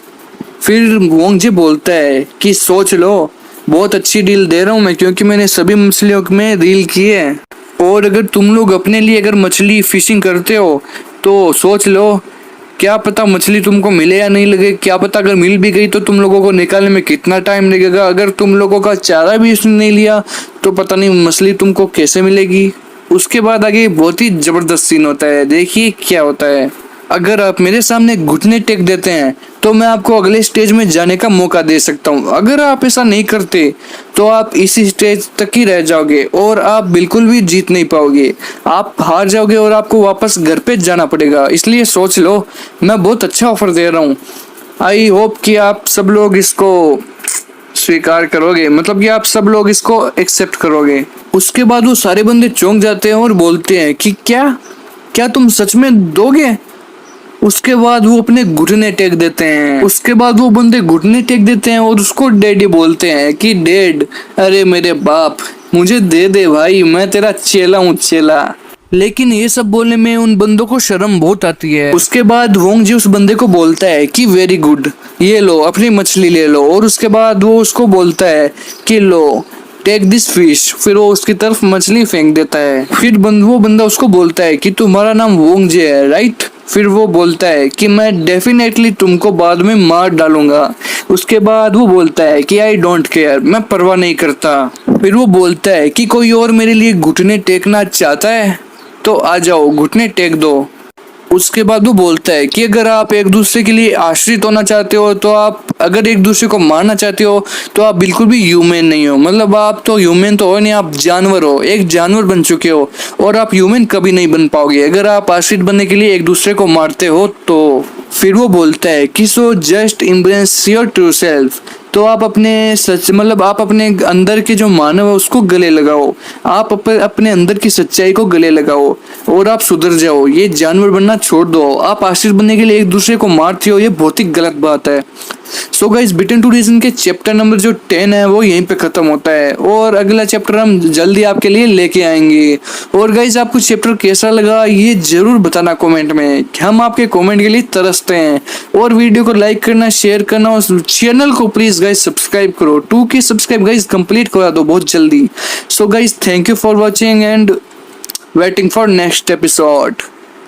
के शॉर्ट में हमको दिखाया जाता है वोंग जे को और वो बोलता है कि हमने जब से तुमने इंसान बनना छोड़ दिया है तब तुम अपने इम्प्रेस को गले लगाओ। उसके बाद वो बंदे उसको बोलते हैं कि तुम एक डेड मैन हो बच्चे। उसके बाद वोंग जे बोलता है कि ट्रेकिंग छोड़ो, हमारे पास ये पर्याप्त है, मतलब कि हमारे पास ये काफी है। उसके बाद वो सबसे पूछता है कि अब हमारे पास 3 मॉन्स्टर फिशेस बची हुई है, अब इनके लिए कौन घुटने टेकना चाहता है। उसके बाद वो बोलता है कि देखो भाई, सीधी सी बात है, जो घुटने टेकेगा ये फिशेस उनको ही मिलेगी सिर्फ। फिर वहाँ पर जितने भी लोग खड़े होते हैं वो चौंक जाते हैं और बोलते हैं कि अगर हमने घुटने नहीं टेके तो हमको मछलियाँ नहीं मिलेगी, और हमको अगर मछलियाँ नहीं मिली तो हम मिस लिंगलिंग से मिल नहीं पाएंगे, इसलिए हमको आखिरकार घुटने टेकने ही पड़ेंगे। उसके बाद उनमें से कुछ लोगों ने घुटने टेक ही दिए थे, वो भी फिशेस लेने के लिए, क्योंकि वो मिस लिंगलिंग से मिलना चाहते थे। हालांकि वो फिश उन घुटने टेकने वाले बंदों को मिली गई थी, लेकिन वो लोग उसको मारने के लिए बहुत ज्यादा उत्साहित हो रहे थे, मतलब कि उनको मारने की इच्छा बहुत हो रही थी क्योंकि उसके सामने उनको घुटने टेकने पड़े। उसके बाद वो घुटने टेकने वाले बंदे उनको बोलते हैं कि वोंग जी, तुम्हारा काल शुरू हो चुका है और हम तुमको मार के रहेंगे, लेकिन अभी तो हम तुम लोगों को छोड़ रहे हैं। उसके बाद वेनचांग वो मॉन्स्टर फिशेस उसकी तरफ लेके आता है और फिर वो जो वोंग जे होता है वो खुश हो जाता है और बोलता है कि आज तो इन सभी लोगों के घुटने में अपने सामने टेक के ही रहूंगा। उसके बाद वेनचांग वोंग जे को बोलता है कि वोंग जी, क्या हम इसके साथ आगे बढ़ रहे हैं, मतलब कि क्या हम ओवरबोर्ड के साथ आगे बढ़ रहे हैं। उसके बाद वोंग जे बोलता है कि नहीं, ओवरबोर्ड ये हम नहीं कर सकते, इस लाइन पर हमें नहीं जाना क्योंकि इस लाइन पर ये छोटा सा भी नहीं है। उसके बाद वोंग जे वेनचांग को बोलता है कि उन लोगों की तरफ देखो वेनचांग। उसके बाद वोंग जे उसको बोलता है कि उनकी नजर सिर्फ एक ही चीज पर है, वो है पुरस्कार, मतलब कि वो प्राइज है। उन लोगों की जो नजर है वो प्राइज से हट रही नहीं है, उनको प्राइज चाहिए, इसलिए वो हमारे सामने घुटने टेक रहे हैं, वरना वो हमें कब का ही मार देते। उसके बाद वोंग जे बोलता है कि उन लोगों को प्राइज के सिवा और कुछ नहीं चाहिए, उनको एक डिपेंडेंट बनने के लिए, उनको एक आश्रित बनने के लिए सिर्फ अपॉर्चुनिटी चाहिए। उसके बाद वोंग जे बोलता है कि इनको वेम्पायर बनने का एक मौका पाने के लिए ये किसी को भी मारने में इनको प्रॉब्लम नहीं होगी, क्योंकि ये किसी को भी मार सकता है वेम्पायर बनने के लिए। उसके बाद वो बोलता है कि वो अब इंसान नहीं ले, इसलिए मुझे उनके साथ ह्यूमन बिहेवियर नहीं करना चाहिए। उसके बाद वो बोलता है कि वो इंसान तो नहीं रहे, इसका मतलब वो है कचरा, और हम कचरे को ये सब नहीं दे सकते, इसलिए हम दोनों को अब डिस्कस करना होगा। उसके बाद वो बोलता है कि गंदे लोग, डिस्कस्टिंग कचरा। उसके बाद वो हंसने लग जाता है और उसकी आंखें एकदम लाल हो जाती है। एक बार तो ऐसा लगता है कि वो वेम्पायर बन जाता है, शायद वो वेम्पायर बनने वाला है। उसके बाद वेनचांग बोलता है कि ये क्या हो रहा है, ये तो कुछ अजीब ही हो रहा है, दैट्स स्ट्रेंज, मुझे लग रहा है कि ये वेम्पायर में बदलने वाला है। उसके बाद वेनचांग बोलता है कि क्यों, मुझे ऐसा क्यों लग रहा है कि वोंग जो है वो किसी और में बदल गया है। फिर वेनचांग बोलता है कि वोंग जो है इससे पहले उत्साही था, अब मुझे लग रहा है कि वो धीरे धीरे पागल हो रहा है, उसमें कोई वायरस आ गया है, मुझे लगता है एंटीवायरस सिस्टम डाउनलोड करना पड़ेगा।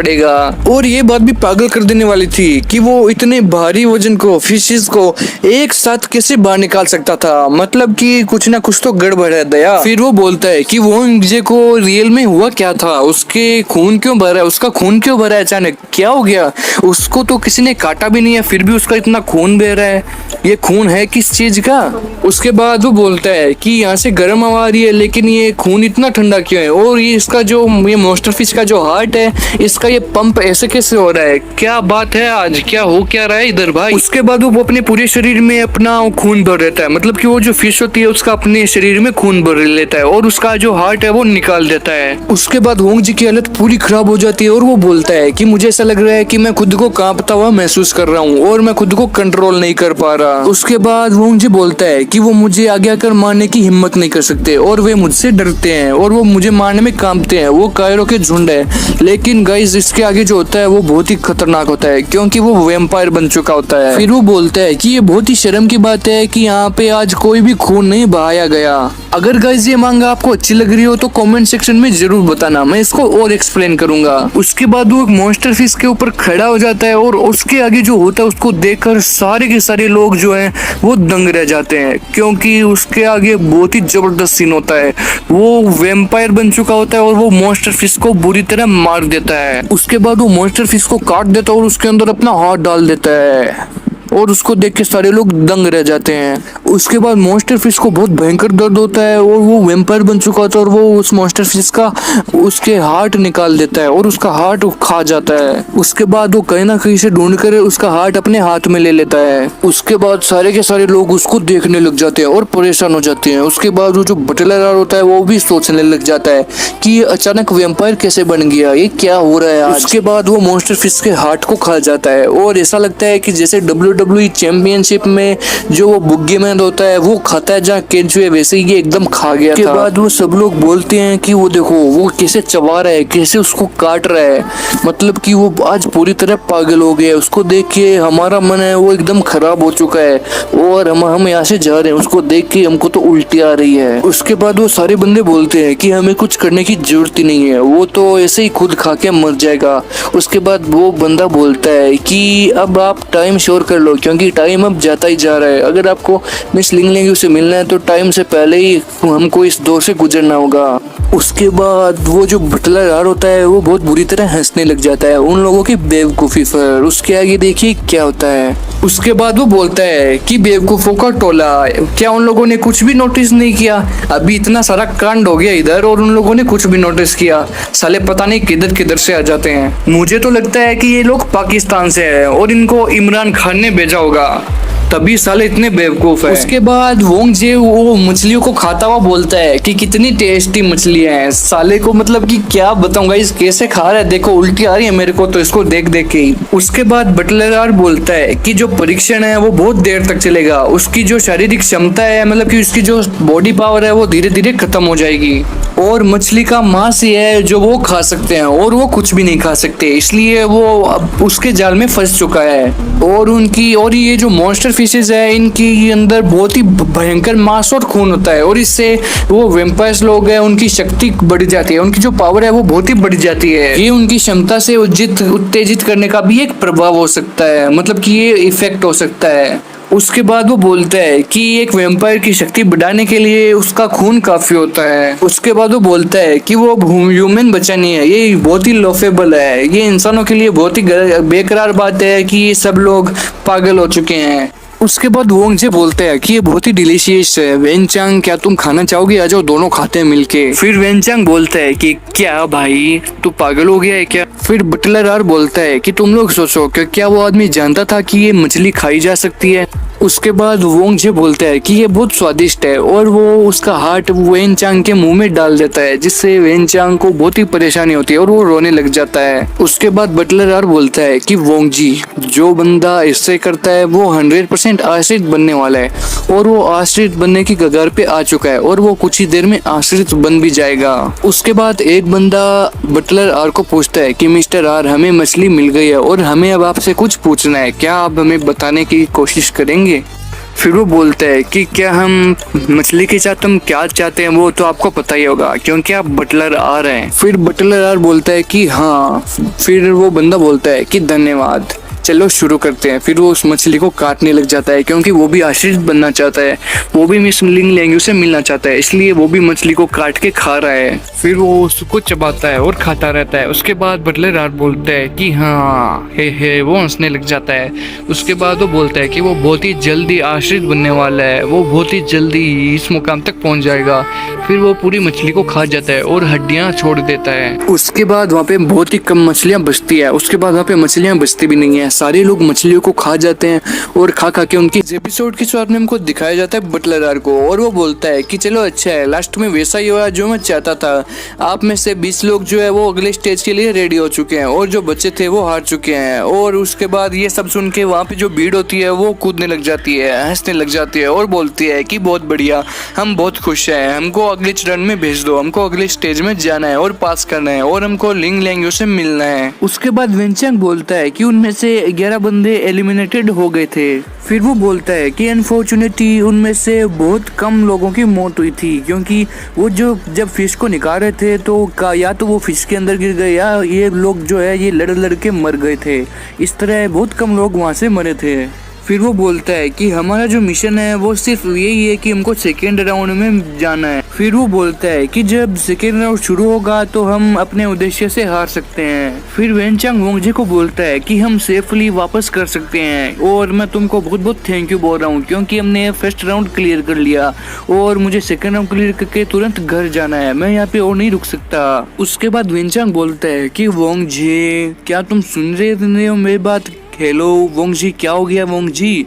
फिर वोंगजी उसकी बात नहीं सुनता है और इधर उधर देखने लग जाता है और वो चुपचाप उन बंदों को घूरने लग जाता है। उसके बाद वेनचांग उसको देखता है कि वो इन बंदों को घूर क्यों रहा है। वो उन बंदों को घूरता है जो कि वो फिश होती है, वो फिश के ऊपर बैठे रहते हैं और उसको खा चुके होते हैं। वो बंदे होते हैं जो अगले राउंड में पहुंच चुके होते हैं, वो उनको बहुत बुरी तरह घूर रहा होता है। उसके बाद वो बंदे उसकी तरफ देखते हैं और उसको देख देख के हंसने लग जाते हैं और बोलते हैं कि तू इस बार तो बच गया, लेकिन तू अगली बार नहीं बच सकता, क्योंकि हम बंदे तुमको बिल्कुल भी नहीं छोड़ने वाले, सोच समझ के आगे आइयो।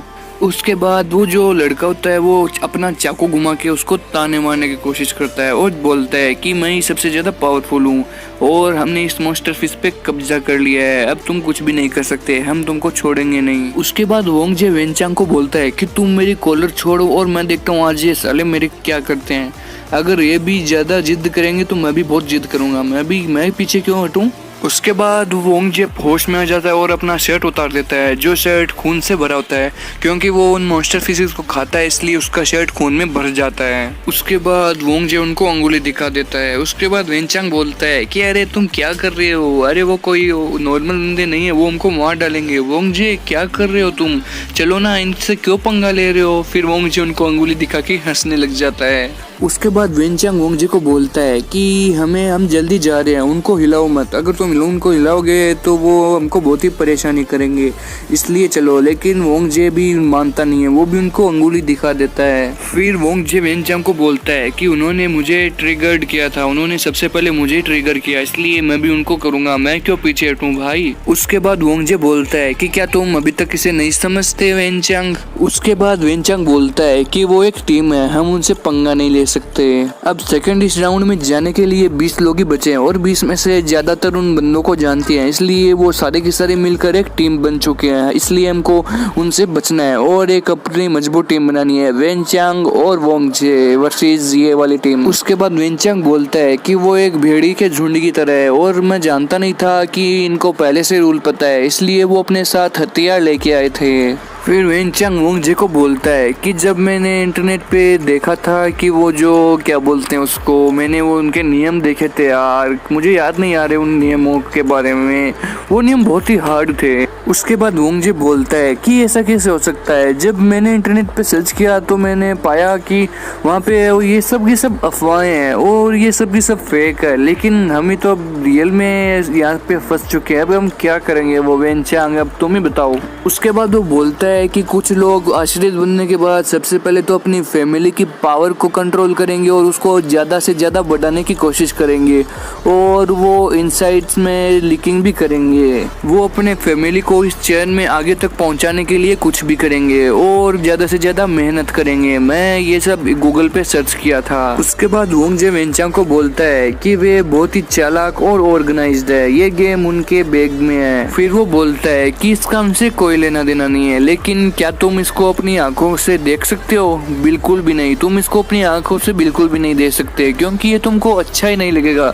मतलब कि इतने गंदे लोग मैंने आज तक नहीं देखे, क्या बताऊं भाई। और मुझे ऐसा लगता है कि ये लोग पाकिस्तान से आए हैं। लेकिन कुछ भी बोलो, जीतेंगे तो इस कंपटीशन में इंडिया वाले, क्योंकि ईस्ट और waste India is the best. उसके बाद वो बंदा बोलता है कि कोई फर्क नहीं पड़ता कि ट्रायल जो है वो दूसरे दौर के लिए क्या होगा। फिर वो बोलता है कि जब जरूरत होगी तब वे स्ट्राइक करने के लिए एक टीम बना लेंगे। फिर वो बोलता है कि अब तुम मुझे हटा दो, मैं वो नहीं खेलना चाहता। उसके बाद वेनचांग चौंक जाता है और बोलता है कि हम दूसरे दौर की शुरुआत से पहले ही हार मान लेंगे और घर पे चले जाएंगे, हमको यहाँ पे नहीं रहना। उसके बाद एक मोटा गेंडा, पाकिस्तानी गेंडा बोलता है कि अब बहुत देर हो चुकी है, तुम्हारी हिम्मत कैसे हुई मुझे चैलेंज करने की। उसके बाद वो बोलता है कि जब हमें से कोई आशिक बन जाएगा तो हम तुम्हारे टुकड़े टुकड़े कर देंगे, और तुम्हारी हिम्मत हुई कैसे मेरी बेइज्जती करने की। और वो याद करता है कि मैंने भी घुटने टेक दिए थे और उस वक्त मेरा हाल क्या हुआ था मैं बता नहीं सकता। उस टाइम मेरी बहुत बेइज्जती हुई, मैं लेकिन बहुत सहता रहा, लेकिन मैं अब नहीं सोऊंगा। आशिक बनने के बाद तुम्हारे टुकड़े टुकड़े करके मैं फेंक दूंगा कुत्तों को। फिर वो बोलता है कि तुम इन सभी डिपेंडेंट्स के बीच एक बहुत ही छोटे और गरीब आदमी हो, तुम क्या जानो। उसके बाद वो सोचता है कि अरे तुम नहीं जानते, इंडिया वालों का दिल बहुत बड़ा होता है, और जब इंडिया वाला अपना दिल खोल देता है तो बाढ़ आ जाती है भाई। और गाइस, आप अगर अपने देश से प्यार करते हो तो नीचे कमेंट सेक्शन में जरूर बताना और चैनल को सब्सक्राइब करना। फिर वो बोलता है कि ये हमारे लिए अलग है और ये हमारे फैमिली मेंबर्स है जो कि डिपेंडेंट्स बन चुके थे। हम बहुत ही बेहतर फैमिली में पैदा हुए थे और इसीलिए हम आश्रित बनना चाहते हैं। अब समझे पूरी कहानी बच्चे। उसके बाद वो बोलता है कि हम बचपन से ही वैम्पायर के बीच में रहना चाहते थे और बहुत ही जबरदस्त हिस्ट्री प्राप्त कर ली थी हमने बचपन में ही, और हम बहुत ही बड़े वैम्पायर्स बनना चाहते हैं, इसलिए तुम नहीं जानते हमको। फिर वो बोलता है कि तुम्हारे जैसा एकदम लो ग्रेड वाला बंदा हमसे कैसे कंपेयर कर सकता है, ये कॉमन सेंस की बात है बच्चे। उसके बाद वो बोलता है कि मैं समझ गया, आप एक दूसरे को बिना मारे मार सकते हैं और आपका चेहरा देख के लोग मर जाते हैं, क्योंकि साले तेरा मुंह देख पहले, एकदम मोटे गेंडे, क्या मुंह है तेरा, उसको देख ही मेरे को तो हार्ट अटैक आ जाता है। उसके बाद वोंगजे वेनचांग को बोलता है कि मैंने तुमको क्या बताया था वेनचांग, ये पहले से ही ह्यूमन बन चुके हैं, ये शुरुआत से ह्यूमन बन गए हैं। उसके बाद वो बोलता है कि इन लोगों ने ह्यूमैनिटी खो चुकी है और ये बिल्कुल भी काम के लायक नहीं है, ये जीने के लायक है ही नहीं, क्योंकि तुमको तो ये पता ही है कहाँ से आए हैं। उसके बाद उनकी टीम में से एक बंदा बोलता है कि मैं तो डर गई, मैं तो डर गई। फिर उसके बाद सब लोग हंसने लग जाते हैं और वो बंदे बोलते हैं कि तुमको क्या लगा, क्या तुम्हारे बोलने का मतलब यही है कि तुम हमें मार सकते हो। उसके बाद वो बंदा बोलता है कि वो बंदा जो है वो एकदम कायर है और बहुत कमजोर है, हमको उसको छोड़ के ये जो बाकी लोग बच्चे इन पर ध्यान देना चाहिए। उसके बाद वो बोलता है कि इन लोगों के अलावा और कुछ लोग ऐसे भी थे जिनको पता था कि वो हथियार ला सकते थे, लेकिन वो हथियार लेके नहीं आए। उसके बाद वो लड़की बोलती है कि डोंट स्क्रू अप, तुम पैच मत करो। फिर वो बोलता है कि मैं समझ गया, ये आपकी रणनीति है और आप जानते हैं ये आपका प्लान है कि आप उन 5 लोगों में से सबसे ज्यादा बड़ा डिपेंडेंट बनना चाहते हैं और आपको उन पे हमला करना है और हमको उन 500 को कवर करना है ताकि आप उन पे अच्छे तरीके से हमला कर सके। मैं आपका प्लान समझ गया। उसके बाद वो बोलता है कि आज जब आप आश्रित बन जाए या जब आप डिपेंडेंट बन जाए तो आप हमको बिल्कुल भी मत भूलिएगा, हम आपको तो याद रखेंगे लेकिन आप भी हमको याद रखिएगा। उसके बाद वो बोलता है कि वैसे सेकेंड स्टेज के लिए क्या एग्जाम होगा। उसके बाद वो बोलता है कि तुम शुरुआत में हमारे उद्देश्य को भूलना है, ठीक है ना वेनचांग। अगर हम शुरुआत में ही अगर हम भूल जाएंगे कि हम क्या कर रहे हैं तभी तो हम यहाँ से छूटेंगे, और जैसे हमारी यहाँ से छुट्टी होगी हम तुरंत घर पे चले जाएंगे। क्या तुम समझ रहे हो ना वेनचांग कि मैं तुमको क्या बोलना चाह रहा हूँ। उसके बाद वो बोलता है कि कोई फर्क नहीं पड़ता कि मैं हारूं या जीतूं, लेकिन उन लोगों ने मुझे कहा कि वो मुझे मारना चाहते हैं और वो मुझे मारने जा रहे हैं। जब वो मुझे मारने की कोशिश करेंगे तब मैं क्या करूँगा, तुम बस वही देखना। इसलिए मुझे लास्ट तक लड़ना होगा और तुम समझ जाओ कि मैं तुमको क्या बोलना चाहता हूँ। उसके बाद वो बोलता है कि कम से कम मैं कुछ लोगों को मार सकता था लेकिन मैंने मारा नहीं, क्योंकि मैं एक आश्रित नहीं बनना चाहता, मुझे घर पे जाना है। और उसकी जो आंखें हैं वो लाल हो जाती है, पता नहीं क्यों, मुझे लगता है आगे कुछ गड़बड़ होने वाली है। वीडियो को देखने के लिए बने रहिए। उसके बाद वो बोलता है कि वोंगजी तुम वाकई में बहुत भयानक हो।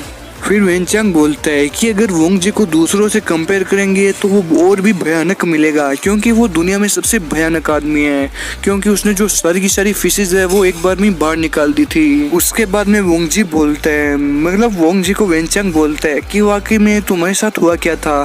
फिर वो पूछता है कि एक्चुअली में हुआ क्या था तुम्हारे साथ, ये मुझे तुम बताओगे तभी तो मैं आगे कुछ कर पाऊंगा। उसके बाद वो बोलता है कि मुझे नहीं पता कि क्या हो रहा है, लेकिन मुझे ऐसा महसूस हो रहा है कि मेरा खून बह रहा है, लेकिन मुझे और कुछ भी नहीं पता कि मेरे साथ क्या हो क्या रहा है। मुझे कुछ अजीब सा लग रहा है और मेरी जो हेल्थ है वो अच्छी नहीं है। उसके बाद जो सीन होता है वो देखने लायक होता है, क्योंकि उसकी जो आंखें वो भयंकर लाल हो जाती है और आंखों में से खून बहता है, और वो बोलता है कि मैं हर्ट डेड हो रहा हूँ और मैं इंटेंस हर्टेड भी हो रहा हूँ। मुझे लग रहा है कि मुझे बहुत कुछ न कुछ हो रहा है, वो मुझे कंट्रोल कर रहे हैं, मुझे क्या हो रहा है मेरे कुछ समझ में नहीं आ रहा है, मुझे बचा लो वेनचांग। फिर वो बोलता है कि मैं खुद पर कंट्रोल खो रहा हूँ, मैं खुद पर कंट्रोल नहीं कर पा रहा। उसके बाद वो बटलर बोलता है कि 17 बंदों को ख़त्म कर दिया जाएगा और उनमें से बस 3 लोग, बस सिर्फ और सिर्फ 3 लोग तीसरे और आखिरी राउंड में जा सकते हैं। मतलब कि जो थर्ड राउंड है वो उसका लास्ट राउंड होगा और उसमें बस 3 लोग जा सकते हैं, उनमें से 17 लोगों को ख़त्म कर दिया जाएगा। उसके बाद वो बंदे चौंक जाते हैं और बोलते हैं कि क्या कंपटीशन है, अब तो हम काम से गए। उसके बाद हमको सीन दिखाया जाता है वेम्पायर का, जो कि लिंग लेंगवान होती है, और एक सीन दिखाया जाता है जिसमें लिखा होता है कि 99 फ्लोर्स का एक बहुत बड़ी बिल्डिंग जिसमें हमको घुमाया जाएगा और ये बहुत ही बड़ा बुलबुलिया होगा। उसके बाद बटलर बोलता है कि मिस लिंग लेंग जो है वो सबसे ऊपर वाले फ्लोर पर तुम्हारी इंतजार कर रही है और जो 3 बंदे होंगे उनका इंतजार कर रही है, और जो सबसे पहले ऊपर जाएगा वही मिस लिंग लेंग से मिलेगा और जो बाकी बंदे बचेंगे उनको खत्म कर दिया जाएगा। सो गाइज आज का वीडियो यहीं पे खत्म होता है। नेक्स्ट एपिसोड हम आपके लिए बहुत जल्दी लाने वाले हैं। सो गाइज नेक्स्ट एपिसोड को देखने के लिए चैनल को सब्सक्राइब कीजिए, वीडियो को लाइक कीजिए और शेयर कीजिए, और एक लाइक तो दे दो भाई, क्या कंजूसी करते हो, बिल्कुल भी लाइक नहीं देते हो गाइज। प्लीज गाइज लाइक करो, सपोर्ट करो, चैनल को 2K सब्सक्राइबर कंप्लीट कराओ। So guys thank you for watching.